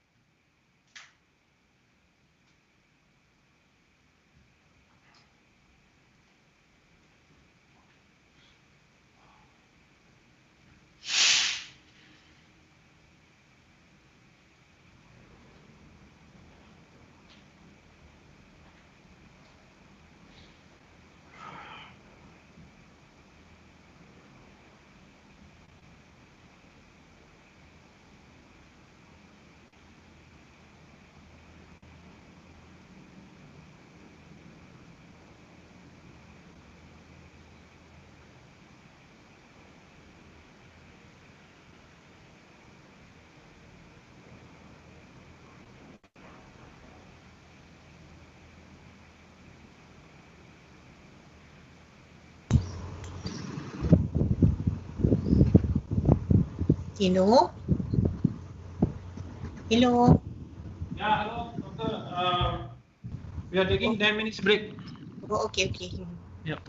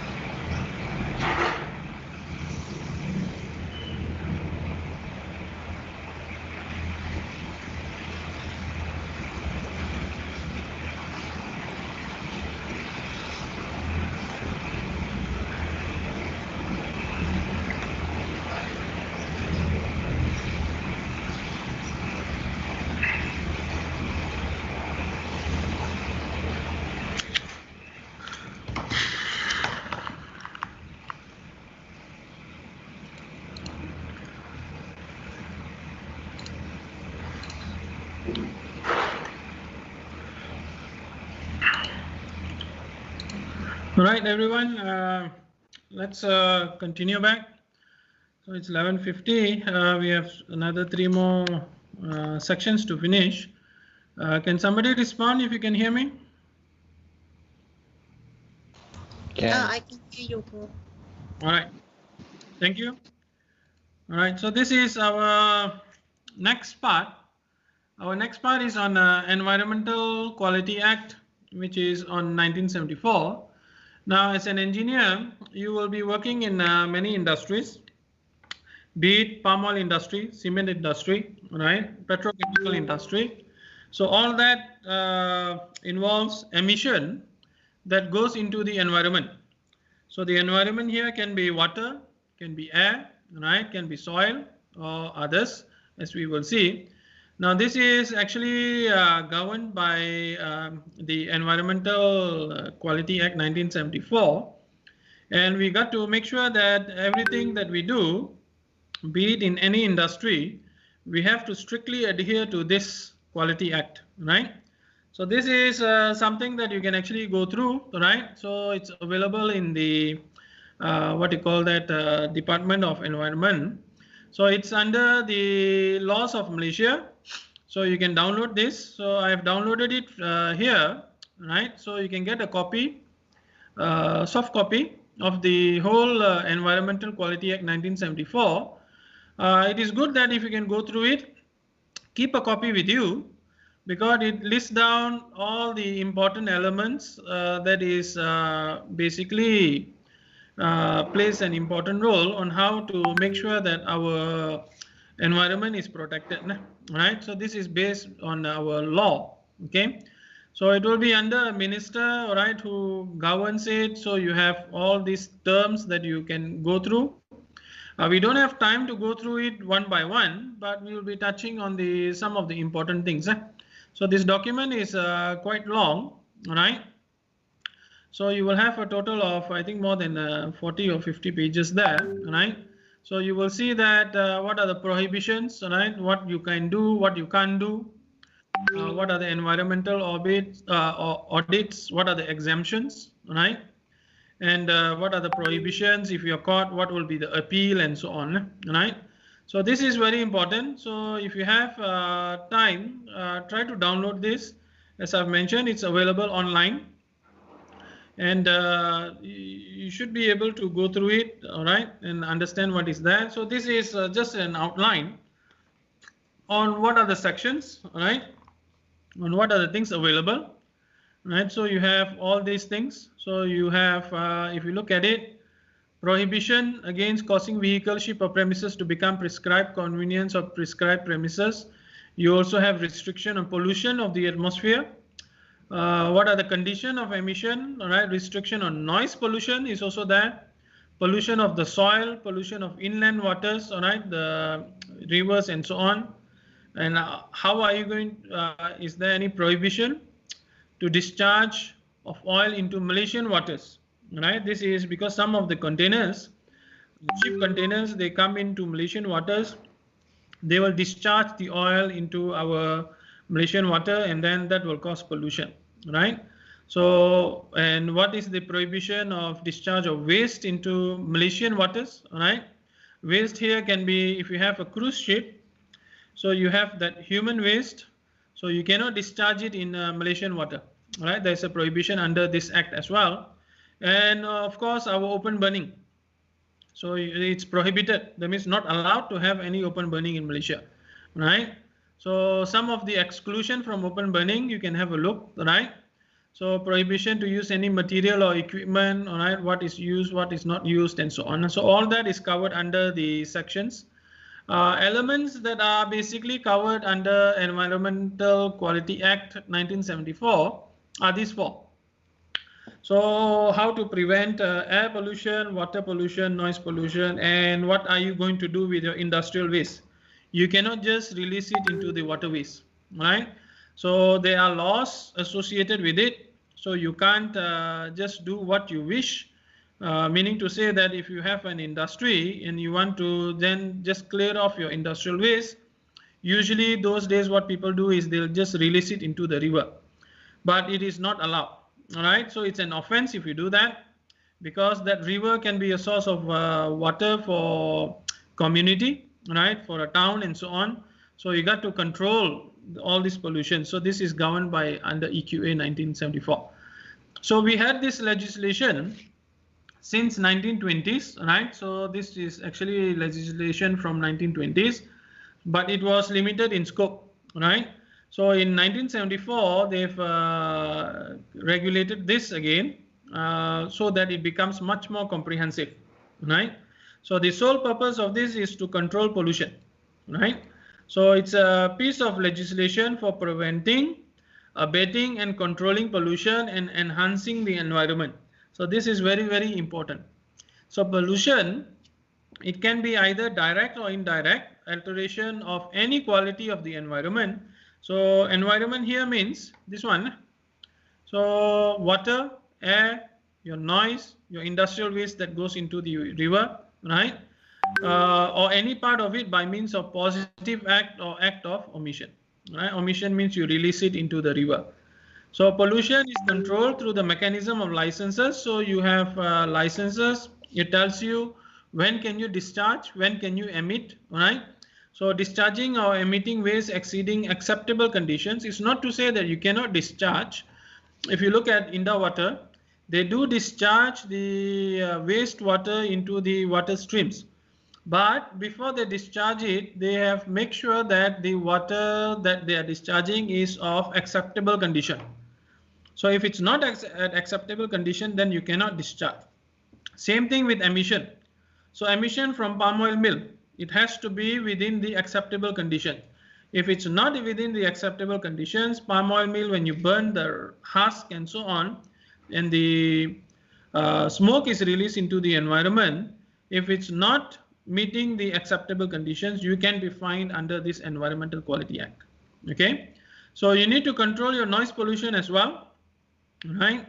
And pollution of any soil or surface of any land. So that is governed by this act. So emitting, discharging, or depositing any waste or oil in excess of acceptable conditions into inland waters or Malaysian waters, that's also covered by Environmental Quality Act. So you cannot just park a ship in Malaysian waters and then discharge your oil into the Malaysian waters and then go ahead with your journey. That's not acceptable, right? So you can be prosecuted under this act as well. So these are all the things, all right? So you have 16 sets of regulation and orders, all right, enforced by the EQA, all right? So they are the enforcement. So one of the 3 strategies under this is regulation of pollution. The other 2 strategies are for preventing and abating any form of pollution. So one is to regulate the pollution, all right, to minimize it so that it goes into the acceptable range that you want. The other is to prevent any sort of pollution or abating any form of pollution. So you don't want any pollution to happen in the first place as well, right? So that is done through this act. So you have agro-based water pollution. So you need to control that. These are all the acts. Municipal and industrial wastewater pollution. So this is all your indoor water and all those things. So industrial waste is also there, right? So if you have a printing company, if you have some sort of what you call an e-waste cleaning company, especially the gold mining industry, so that industrial waste is very, very poisonous, right? So you don't want our water to be polluted. So these are all the acts that governs that. You also have motor vehicle emission. If you notice, most of our motor vehicles, they follow Euro standards now, because you want to control the emission coming out from the motor vehicle. So just for your information, we have roughly about 5 million motor cars on the road today. Those are private motor cars, and each of those motor cars will emit certain emissions into the atmosphere, and that pollutes the environment. So you got to control the vehicle emissions as well.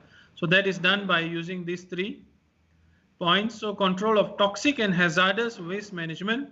So if you talk about scheduled waste, right, from the factories, okay, you also have what you call that from hospital.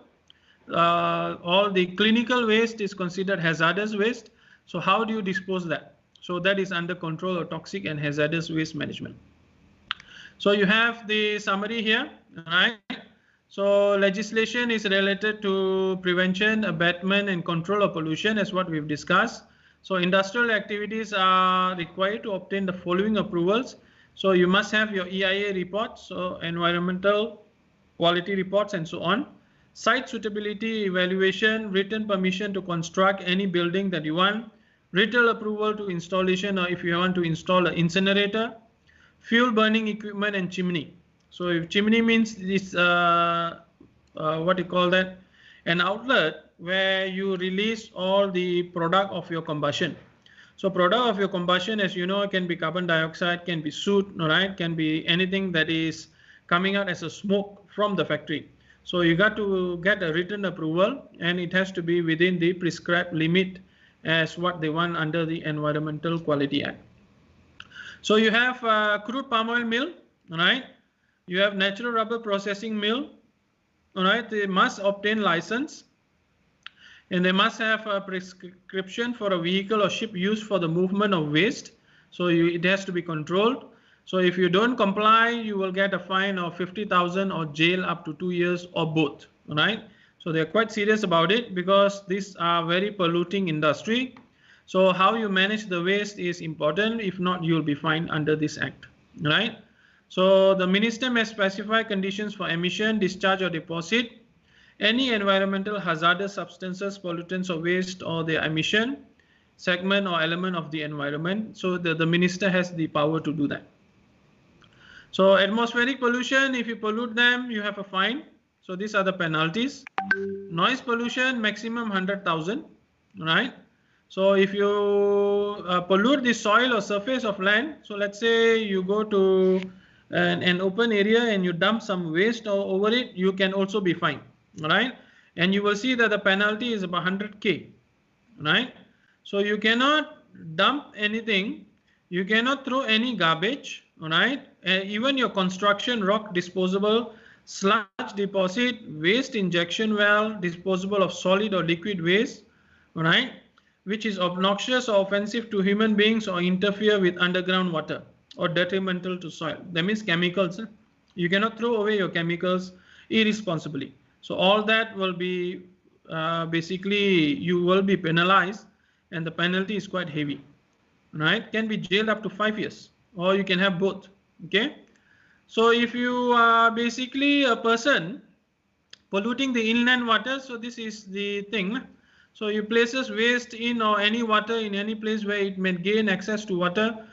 Just a simple act of throwing rubbish into the river is considered polluting the inland water. If you have garbage, you throw it into the river, that's pollution ready. So any waste in a position where you can gain access to water, also not, right? So river pollution is, you can be fined up to 100K, right? Now penalty of discharge of oil in Malaysian water. So these are all the tankers, all the ships and all those things. If they want to throw away their engine oil or anything into the Malaysian waters, they can be fined 500K if they are caught and convicted, right? And if you are discharging any environmental hazardous substances, pollutants or waste in Malaysian water, again, the penalty is quite high, right? So we got to protect, because if you don't protect this Malaysian water, what's going to happen is if you discharge your oil into Malaysian water, eventually it's going to reach to our beaches, right? So Port Dickson and all those beaches, and it will kill the marine life and also pollute our beaches in the long run. So this is under minister, right? May prescribe any substance, right? So the DG, Director General, has the power to direct the owner to install, operate, replace or control the equipment, increase the height of chimney if necessary, right? Measure of sample pollutants, conduct study of environmental risk, right? And so on, measure to reduce or remove pollution. So this can be done under the Environmental Quality Act. So all the fines are there, right? You can read this on your own, okay? So if you look at point number 18, DG may direct the occupier of a premises, even if it's not prescribed premise or ship or vehicle, to conduct an environmental audit. So the Director General has the power to do that, okay? So environmental impact assessment is also needed, right? EIA report and so on, right? So to place deposit scheduled waste except at prescribed premises, receive or send scheduled waste in or out of Malaysia, transit any scheduled waste. So this is where your plastics that are coming in into Malaysia, so that is again through bribery. So you need to have written approval from the Director General, because any waste that comes in or out of the country, it has to satisfy this act. If not, then it will not be allowed. Okay, so these are some of the other points as well, right? You can go through it, right? So you can, the Director General has got the power to do search, right, to make sure that everything follows. So it can go into the ships, it can go into the aircraft, all right, and then stop, board, search, enter a premise, all right. And you can also examine a person to carry out investigation. So these are all the acts that you have, right? So you can actually download it again from the internet. So all these are available, all these are rules, all right? Quality alam sekeliling, right? So you should be able to go through it based on the industry that you are ventured in, right? So there are some industries that requires you to follow the rules and then make sure that your management adheres to all the acts that are given here. So these are all the regulations, right? So these regulations, again, I leave it to you. You should be able to go through them, right? So quite a number of them. If you have time, go through it, right? So all that you need to know is what we want to do under Environmental Quality Act 1974 is to prevent pollution. And to prevent pollution here means you want to prevent pollution of the water, air, noise, and industrial waste. So that is the key point here. And then these are some of the things that you can actually look at, how to control it, what not to discharge into waterways, what is your noise pollution, what is your air pollution, and so on. All right. So that is on environmental. So as you can see, the file is here. You can download it. You can read it if you want to get some further understanding in it, right? So now we go to the next one. So this is on the Employment Act. So again, very much related to you. So this act governs everyone who is employed, right? How they should be treated.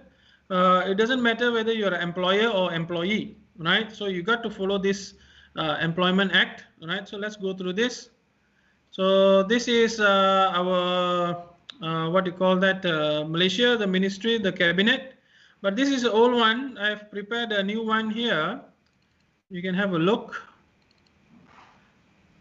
So this is our current Malaysian cabinet, which you should know.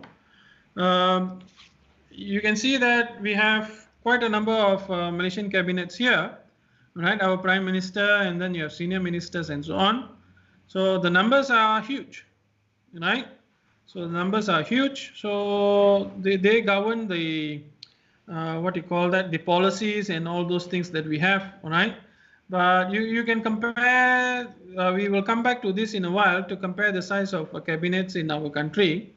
When you compare it, so this was in 2015, and what I've shown you here is 2020, all right, the current cabinet ministers that we have in our country. So under them we have all the government agencies, all right, departments and so on, all right. So we follow this Malaysian employment laws, okay. So under Malaysian employment laws, the principal regulation governing the labor market and employment relations in Malaysia. So this is actually under Employment Act 1955, right? For Sabah and Sarawak, they will go for Sarawak Labor Ordinance and Sabah Labor Ordinance, okay? So they have their own ordinance that they will follow, but it's essentially the same thing, but it's just the reference is made under the Act. So you have under Malaysian employment laws, you have Pension Act. These are for benefits of the public service department and also their dependents, if anything happens. You also have Social Security Act. So this is SOCSO.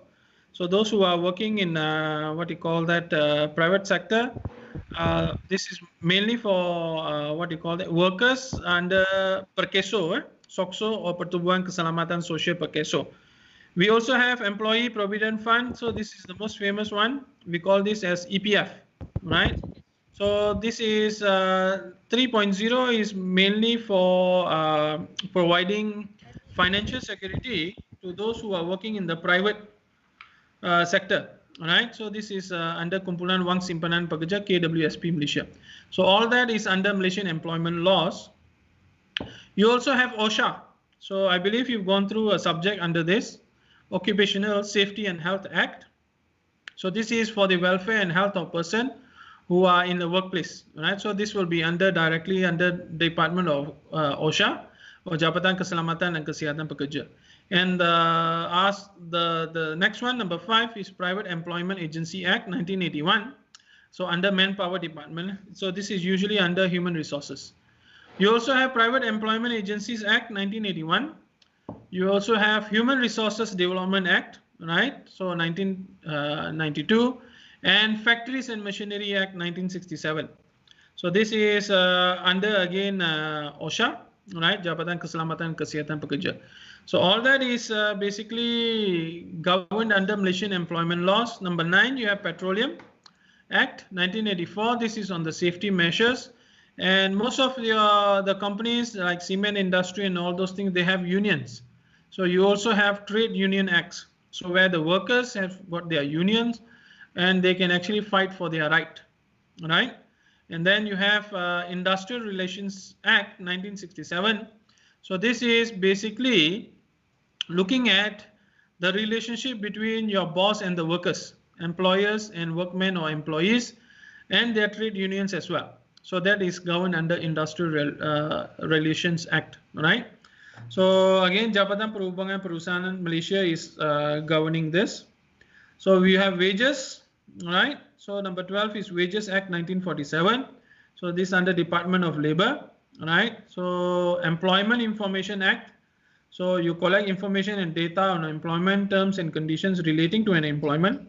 So from any industries in the private sector. So that is on the number 13. And employment. So what are the restrictions? So sometimes you cannot have engineers from outside working as an engineer here without permission, right? So you have some restrictions. So here you have minimum standards for housing and amenities as well. So if you are given a hostel, so what should be your minimum? What should be your weekly holidays? How many holidays you get in a week?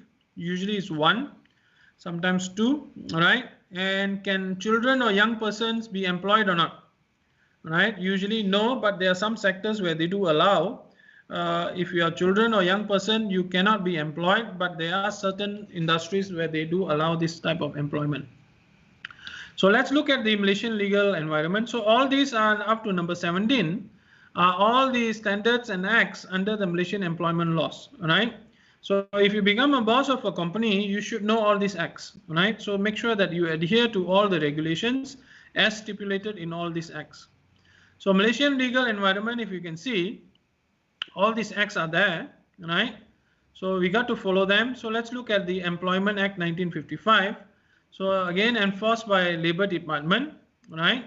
So Sabah Sarawak, as I've mentioned, is under their labour ordinances.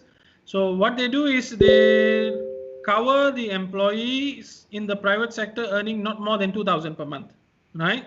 So those who are working as manual labourers, supervise manual labourers, operate or maintain machines, right? So they are actually covered under the Employment Act 1955. So you will be having them once you start your company, or if you're working in, as an engineer, you will have some people who are working with you, manual labourers, right? Those who supervise manual labourers. So you got to know what is your Employment Act, right? So under this Employment Act, these are the things that you cover. So what is the contract? What service? What are they supposed to do? How much you're supposed to pay them?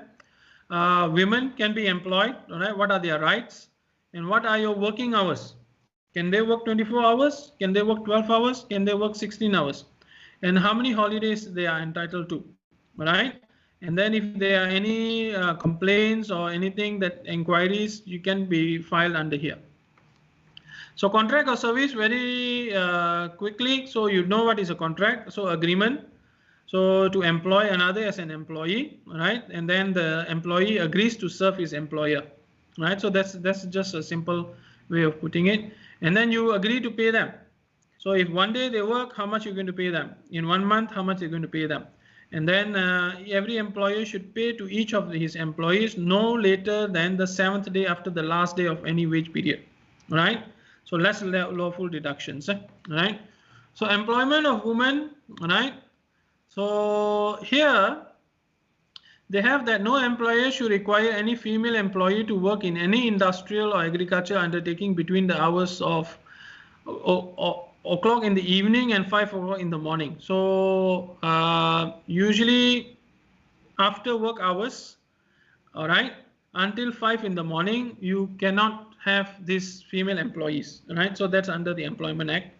So, or you cannot commence work for the day without having had a period of 11 consecutive hours free from such work, right? No female employee should be employed in any underground working. So if you have mining, so if you go underground mining, like coal mining and all those things, female employee are not, what do you call that, shall not be employed, all right? So in any underground, so that is covered under the Employment Act, under the employment of women. So you should, if you have women working, so they should be covered under maternity. Maternity leave should be given to them not less than 60 consecutive days, right?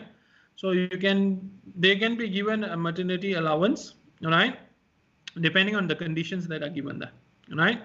So this is under maternity protection for female employees. Working hours and holidays, this covers for both, right? Every employee should be allowed in each day a week, in each week a rest day of 1 whole day. So that means if you work from Monday to Saturday, Sunday should be your rest day, right? So an employee should not be required under his contract or service to work more than 5 consecutive hours without a period of leisure. So that means you must have a break of 30 minutes after 5 hours, right? They cannot work continuously for 5 hours. So you must have a break of 30 minutes in between. They cannot work more than 8 hours in a day, right? So in excess of spread over period of 10 hours in a day, more than 48 hours in 1 week. So these are the restrictions for hours of work. So these are the things, right? So if you want to pay them overtime, right? So this is how you calculate. So if their work day, they get normal, then the overtime pay is 1.5 times that. All right, this is the minimum. If they work public holidays, all right, so this is what you're supposed to pay them. So just a simple calculation. All right, working hours in holidays, you can see here annual leave, how many annual leave is entitled.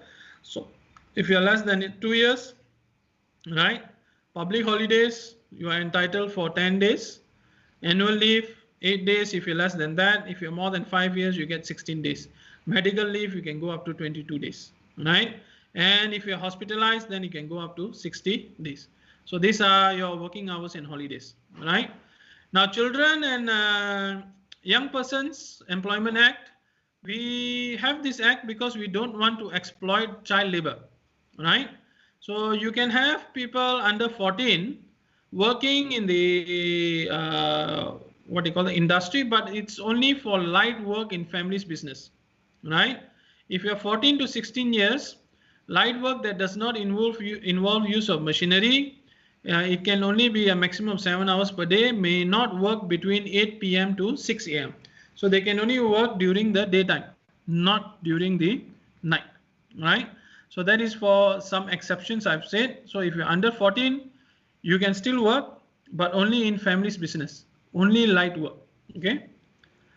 So Wages Council, again, this is enforced by Labor Department, covers 4 sectors, right? Shop assistants, hotel and catering industry work, Port of Penang, and cinema workers. So they cover that.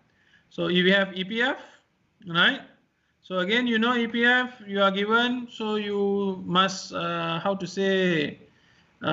contribute so that when you retire, you have some funds available. All right. So the main idea here is to ensure workers have funds available on their retirement. So those who are exempted, so if you are having a visit pass, temporary employment, then you no need to pay, right? Not less than 2005. Thai workers, seamen, those who are working in ship, foreign domestic maids, tapaya, via EPF, self-employed, if you're a doctor, lawyers are all considered as self-employed. You no need to pay any EPF. Out workers who do cleaning and alteration repair works also no need to pay EPF. Person detained in custody, right? So mental hospital and pensioners. So all these people no need to, they're exempted from paying EPF. So these are the contributions, but again they change. Like now, it has changed from 11 to 9%, right, for this year. But usually these are the percentage. Employer is 12%, employee is 11%. Some employer they do pay higher, but the minimum is 12%, right? So members account, you have 3 different accounts in EPF. If you have a look, account 1, 60% for pension. 30% you can actually use it from account 2 to purchase of a house and computer. And then account 3, you have another 10%. This is for medical costs if you want to withdraw. But of course, you need a valid reason for the withdrawal as well. But the 60% is only after the age of 55. So Social Security is also there. You need Social Security because it provides some sort of a protection if anything happens to you. So let's say you are going to work and you met with an accident. So then SOCSO comes in to help you. So if you can't work for 6 months, the SOCSO will pay you something. So this is actually for employees in the private sector who earn less than 3,000 per month, right? So you must be registered for SOCSO. The principle is once in, always in, right? So you'll be paid. So SOCSO does not cover following categories. So if your wage is more than 3,000 a month, then SOCSO will not cover. Government employees are not covered under SOCSO. Domestic servants, they are maid, all right? Employees who have attained the age of 55, okay? Again, not covered. Self-employed, doctors, lawyers who are self-employed, and foreign workers. They are not covered under the SOCSO. So insured person and dependent will be entitled to this, so right?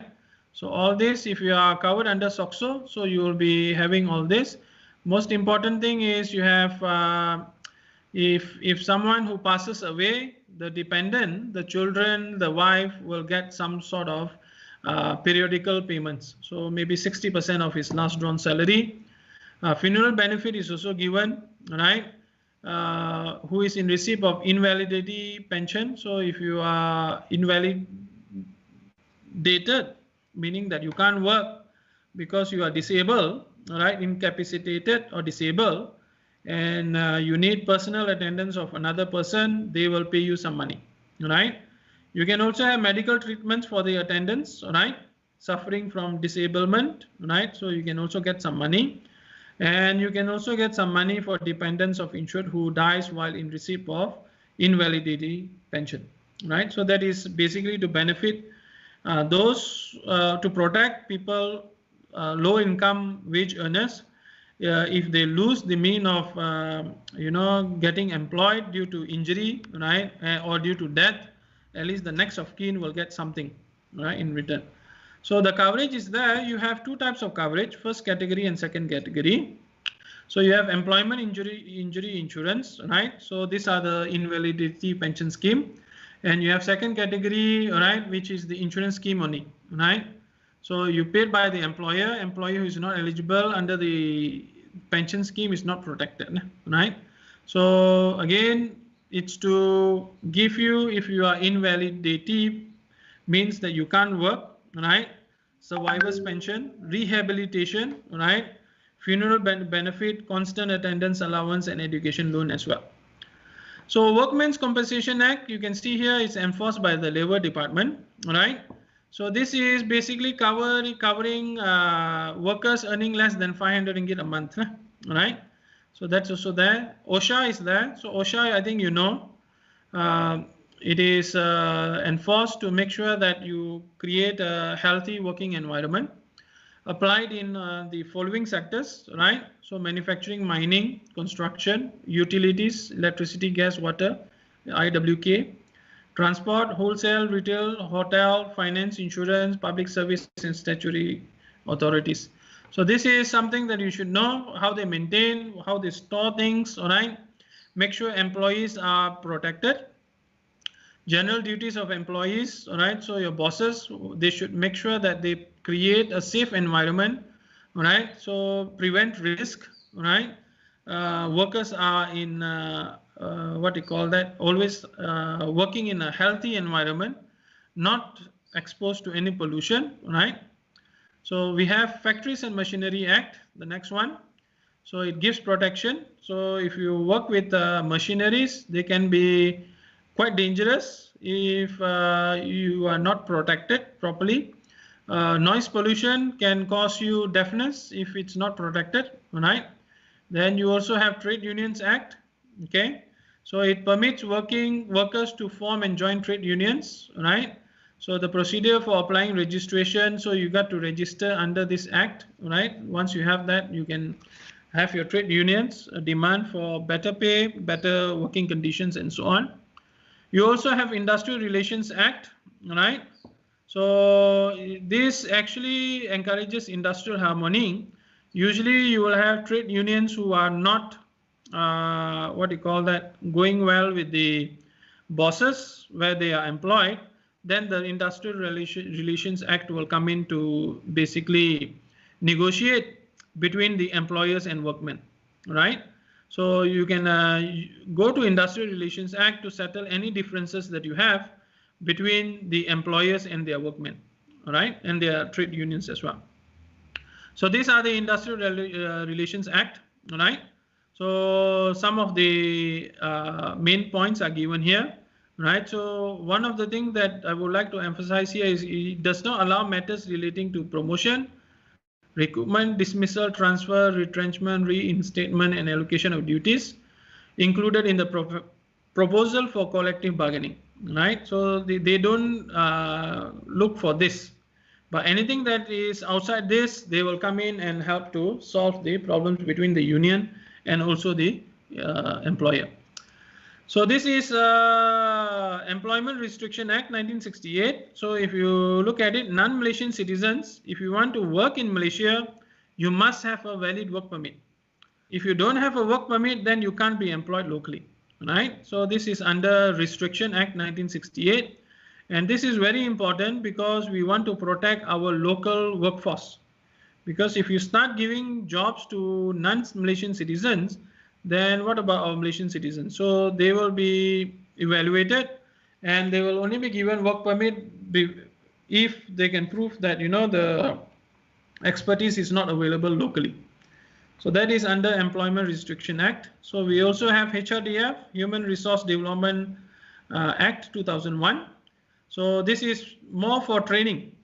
So you train the people, right, human resources that you have, so that they are upskilled, skilled properly in all the related, what do you call that, skills that are required for the industry as we progress, right? So these are some of the things that you should know, categories of employees covered under the Human Resource Development Act, right?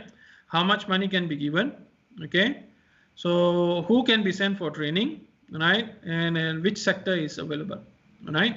So these are the categories of employees, right? So employer registration can also be done, right, under the Human Resource Development Act, and employers registration is also given here, right? So that is on the levy. Development funds are there. So the HRDF fund is there. You can actually train your staff based on what you call that, the funds available, and each company is required to send or contribute to this HRDF fund, and you can then use these funds to train your people or train your employers, right? So that's the Employment Act. So we are done with that. So we are almost to the end. We have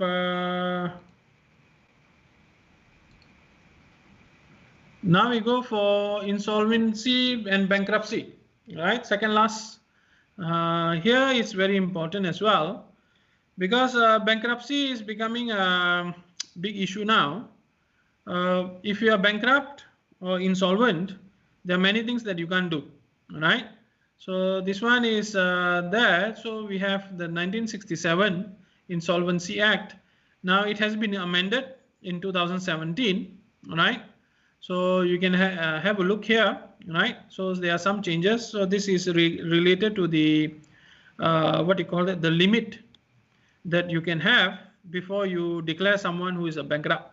All right. So now in 2017, it makes it harder for someone to be declared as bankrupt, right? So if you are between the age of 35 or 44 years, right? So you will see that 35% of them are declared bankrupt, right? And most of them, they are declared bankrupt because they can't service their vehicle purchase loan. So if you look at it, 36% of Malaysians who are declared bankrupt are because of this reason. You have 26% because of housing loans, they can't pay. You also have 24% because of personal loans, and 14% because the business fails. They can't settle the business loans, so that they are declared bankrupt, right? A person can also be declared a bankrupt as the result of acting as a guarantor, right? Those days, if you are a social guarantor, someone wants to go and study, and you basically signs the agreement, and the person does not come back to serve the bond and so on, and you will be asked to settle the payment.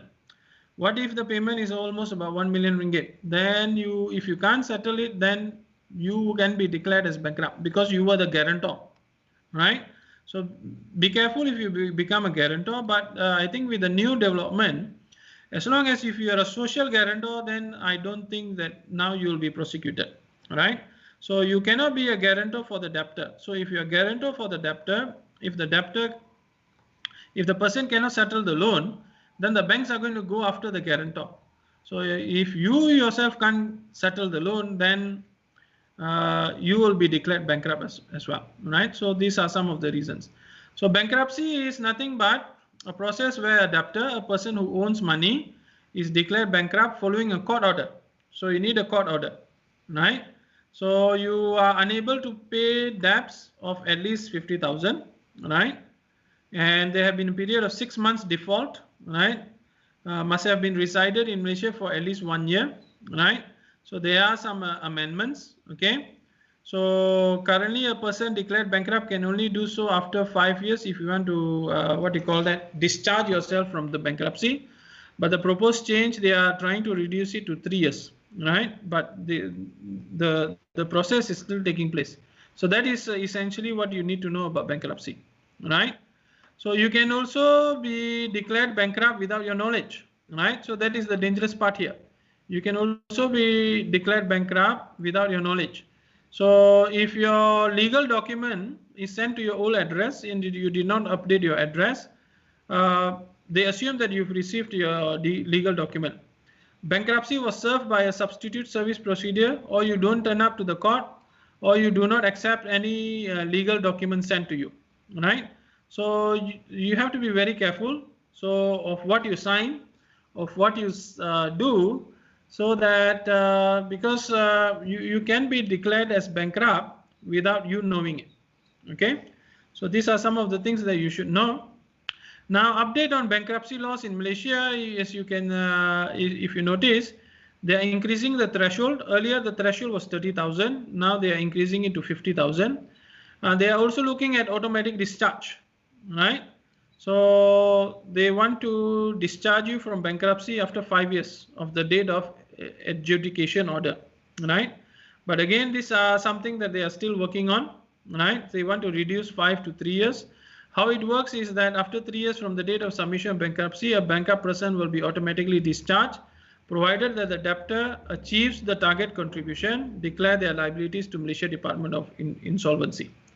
Okay, so these are some of the things that you need to be aware. So creditors can no longer object to the discharge of certain bankrupts as below.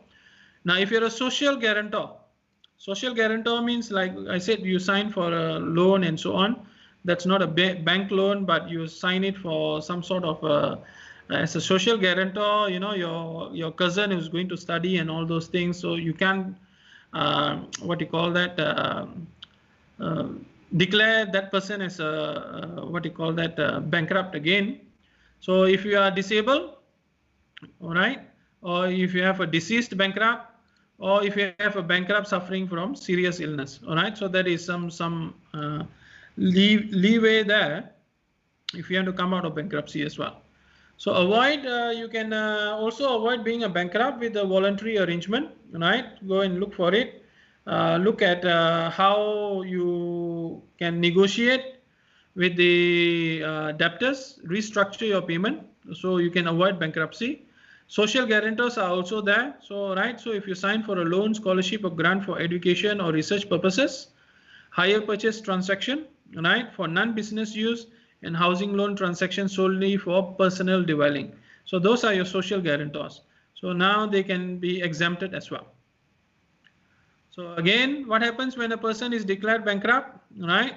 So you will be assigned to what you call that, Director General of Insolvency, all right? So they will administer all your assets, right? So any assets that's under your name, they will administer and then repay the outstanding debts. So if the house is under your name, they will take over, try to liquidate it, right? And you can't travel. Anyone who is bankrupt, you can't travel, right? And you will also have limited credit line, right? So a bankrupt is not allowed to spend more than 1,000 on their credit card, or obtain a credit card of more than 1,000 from any creditor. So that's again a limitation. All your assets are taken away, and you cannot be employed, right? You cannot be employed. So you cannot become a lawyer, you cannot become a quantity surveyor, you cannot become an accountant, you cannot become a doctor if you are bankrupt, right? So once declared bankrupt, an individual may not act as a director of a company, not allowed to own a business, right, or be part of business ownership. So no entrepreneurship is allowed once an individual has been declared a bankrupt. So these are some of the things that you need to know. You can also get help if you think you are being declared as bankrupt. So you can get free professional help under here, AKPK. Discuss with your creditors, work out some packages where you can minimize the non-performing loan, and then you can also assess your financial commitment and assets. So assets that you don't need, you can liquidate it, settle your loans. And remember that total monthly repayment of all of your loans and credit card debt should not exceed more than 40% of your net monthly income. So if you're earning 1,000, your loans should be only about 400. You cannot have loans of more than 40% of your net monthly income. So you guys are going to go into workplace. Make sure that your loan, credit card, debts, and all those things are not more than 40% of your net monthly income. Because if it's more than that, then you will not be able to handle it. Right? You will have car loan, you got house loan, you got other credit card loans. Make sure they are not more than 40%. That is the general rule. Then you will be safe. Right? So this is your Insolvency and Bankruptcy Act. So causes of bankruptcy, as you can see in Malaysia from 2005 to 2012, car loan, personal loan, housing loan, business loan, guarantor was 10%, credit card debt was 5%, income tax, if you don't pay, you can also be declared as bankrupt, right? So what is the difference between being insolvent? So you can be also called insolvent. So being insolvent means that you are unable to pay off your debts, while being bankrupt is when you have been served with bankruptcy papers and have been formally made a bankrupt by the courts. So you go through this first, insolvency. Then once the courts decides, then you are declared as bankrupt, right? So these are some of the things. So 2017 Bankruptcy Act, right, has just come into force. So Insolvency Department is now working towards releasing 50,000 bankrupts from bankruptcy. So this is something. How do these changes make it harder someone to become bankrupt? Again, the limit has been increased to almost from 30,000 ringgit to 50,000 ringgit. So this was the old law, right? So it was only 30K, right? And the new law, they say the minimum is 50,000. So if you owe someone more than that, so they've changed the 30 to what? 50, right? So this means that it will now be harder for you to be declared a bankrupt, and perhaps this move was meant to address surprising fact that Malaysians are in financial poverty due to car loans. That's it. So social guarantors are no longer declared bankrupt. So as I've mentioned, social guarantors, all right, so you don't profit from the loans, all right, hire purchase loans and housing loans, education loans. So under old law, it was there. New law, they've said that, okay, now social guarantors now enjoy blanket immunity, right?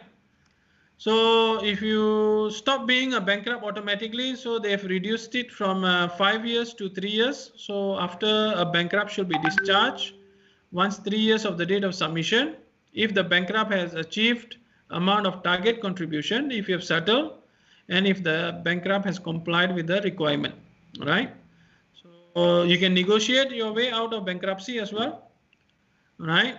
Inform your bankruptcy status, right? So you can have that. So if you are bankrupt before 2017, does it mean that you are no longer a bankrupt? No, right? So it's only applied or already have petition against them. This means that it does not apply to cases before the coming into effect 2017. So what you can do from preventing yourself from falling into bankruptcy? So you can always go to agency counseling and pengurusan credit. If you are caught in a financial pickle, so they will give you free financial counseling, right? So all these are there, okay? So some of the things that you should know, your credit report is also there. Bear in mind when you apply for loan, the banks will actually go through your CCRIS and also CTOS. So all these are your credit report. YouTube videos are there. You can have a look on what is CCRIS, what is CTOS, how to get CCRIS report, right? So the CCRIS here is nothing but your Central Credit Reference Information System. So it is maintained by Bank Negara. So it tracks your loan repayment behavior. So how good are you in settling your loan repayment, right? So your loan repayment history over the past 12 months, including any overdue, any special attention loan or loan under close monitoring by the banks, any loan that has been rescheduled or restructured. So they will monitor your loan. So if you don't pay, then your CCRIS report or CCRIS record will become bad, right? CTOS is your credit health report, right? So any poor repayment conduct on your loans, utility bills or phone bills, right? So you make sure if you have phone bills, you pay them on time. That will be reflected in CTOS, and they might blacklist you, right? So you can see your CCRIS or CTOS report, right? So you can get it from here, online website, and this is the website that is given here. You can go and check. If I mean you are as a student, maybe you don't have it here, but once you start working, you can actually go and look for your CCRIS and CTOS report. Any loans, anything that you want to apply will be based on this. All right. So this is again what is secrecy and also your CTOS. Right. So this is how the report looks like because it's given by the Bank Negara Malaysia. All right. So this is your secrecy report. So they will give you 12 months, right, credit application, how much you have paid, how much you are paying, and all those things. So, all right, so this will be reflected on how good you are paying your loan. Right? If you are a bad payee, then perhaps your new loan will not be approved. So, secrecy again, credit facilities, right? So, what is there, right? So, CTOS, they will again come out with what you have here. How good is your score, right? This is your CTOS score. You can get it. I think with certain payment, you can take it out. So the difference between secrecy and CTOS score. So secrecy is nothing but your outstanding loans, special attention accounts, loan credit facility application. So if you want to have a good secrecy account, you should avoid this. Missed or late repayments, don't miss any payments, don't pay late repayments, having multiple active loans or credit application, using high credit limits on credit cards or overdraft. All right, so that indicates that you have poor financial management. CTOS here gives the loan approval that this information, whether you are bankrupt, whether you have any legal actions pending, whether you have defaulted on any loan, whether you have any unpaid bills or not. All right.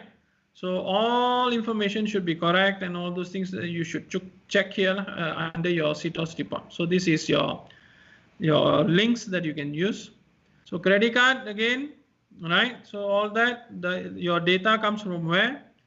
So CTOS and secrecy, right? So what bank sees in your secrecy, right?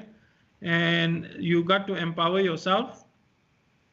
How to check your credit record via secrecy and CTOS is here. If you want, you can check it online. PTPTN, right? So that's also another payment that you need to pay. More than 600,000 loan given, right? So 2.4 million Malaysians, right, have already got the loans. 1.9, what do you call that, peminjam. 5 billion is needed every year. So only from 15.8 billion, only 7.89 bayaran balik yang telah dibayar oleh peminjam. So this is another fact check that you have. So your payment can also be reflected in the CTOS and secrecy, right? So this is what you have if you don't pay your payment, right? And that will be the end of this chapter as well. All right, any question up to here before we go to the last one? So this one is cyber law. Again, cyber law I will not go through in detail because we have covered this in our what do you call that seminar. So you should know what is a cyber law, right? So these are the acts that covers the cyber law, right? Communication and Multimedia Act. We have Computer Crimes Act 1997, Copyright Acts, and also Digital Signature Act. So because now everyone is signing it as a digital signature, so you have also an act governing that as well, right? So other acts here, Personal Data Protection Act 2010, Telemedicine Act, Penal Code, including chapter on terrorism and cyber terrorism is covered under cyber law as well, right? So you can actually go to this ministry, Cyber Security Malaysia. I think you are expert in this now. You've done a seminar on this and you've written what do you call that, your report and submitted. So what does Cyber Security Malaysia do? You know this, right? So they provide on-demand access to a wide variety of resources to maintain in-house security expertise as well as access to advanced tools and education to assist proactive and forensic investigation.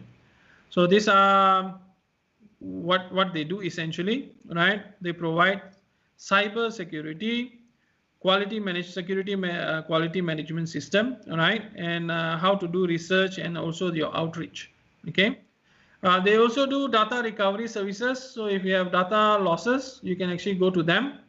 So they have what do you call that, cyber security. You can rest assured that your data will be handled in a safe, secure, and confidential manner. So if you have data loss due to this, they can actually help you to do your recovery services. Sanitation, right? So a lot of data is there, right? So you can actually sanitize your data. So ensures data security during hardware upgrade, right? Ensures the use of standard and secure process for the disposable and replacement of digital data storage devices. And you also have My Cyber Security Clinic, right? So to secure your data handling and sanitation. So this is your type of sanitations that they do, right? Logical, what do you call that? You can't recover. Digital sanitation and also your analog sanitation. So what is cybersecurity?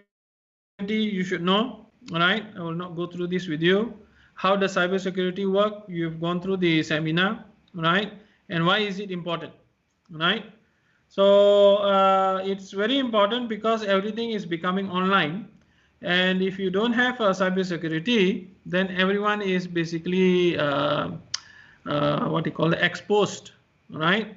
So you can have extortions, right? Identity theft, right? Loss of important data like family photos. So you rely on critical infrastructure of power plant, hospitals, and financial service companies. If they are not secure, right, in cyberspace, then everyone is going to be affected, right? So these are your cyber crimes. So your cyber crimes can involve virus, spam. You can have Trojan, all right? Phishing, hacking, right? Secure website and all those things, all right? So they can take on your passwords and so on. And ransomware, right? They lock your computer. You got to pay them some money, then only they'll unlock it. So these are some of the threats that you have: ransomware, malware, social engineering, all right? So you get monetary payment. Phishing, right? So they take out your sensitive data, credit card numbers, and so on. So 10 steps for cybersecurity. So you've gone through how you want to monitor your cybersecurity as well. So these are the things. So make sure you have good control of your what you call that, the cyber networks that you are on, right? So this is some information. So access control, you must have good antivirus and anti-malware software, application security, behavioral analytics, and so on, right? So all these are there. We've covered this in your seminar, right? So this is how to again enhance. So you should always back up your data. So back up your data here means it's not kept only at one place. So your data should be backed up in either 2 or 3 places, so that if anything happens to the primary storage, you still have a backup that you can rely on, right? So this is very important.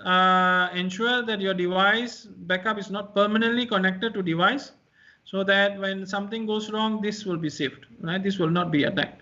You can backing up to the cloud. You can have a storage system, store it in the cloud, right? You can access it anywhere. And so keeping your smartphones and tablets safe, right? Don't go out for Wi-Fi hotspots, because if you send sensitive data there, people can actually access it, right?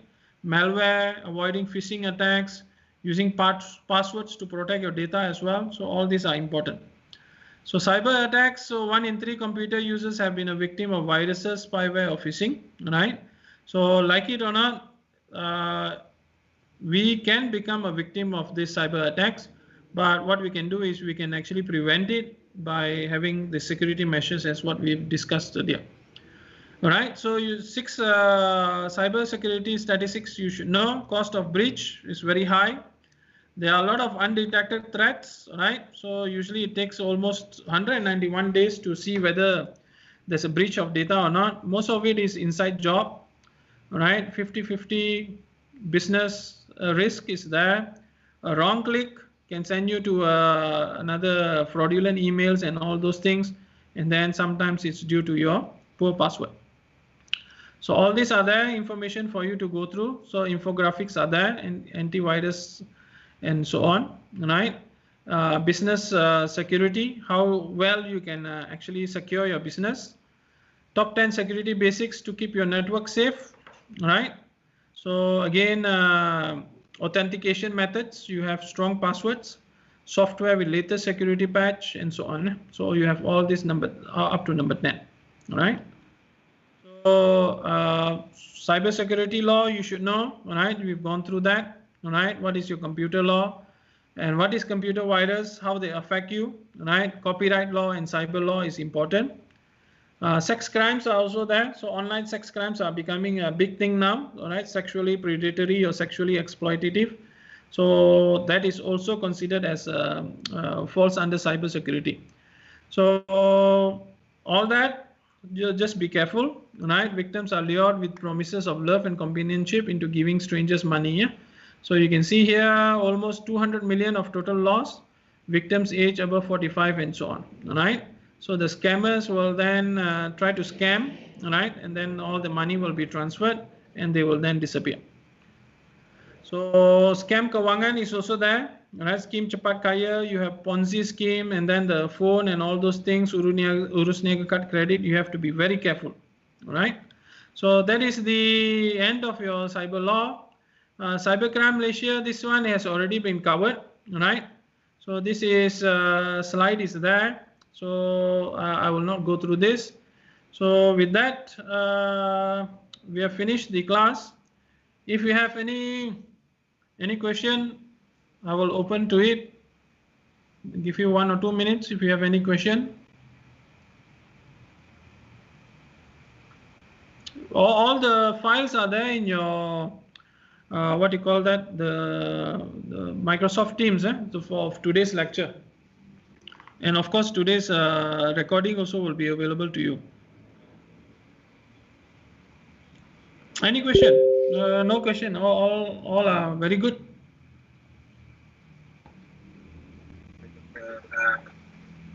Okay, all okay? Okay. Okay, all right. So, all right, I'll pass to Dr. Bulan if you have anything to update them. No, doctor.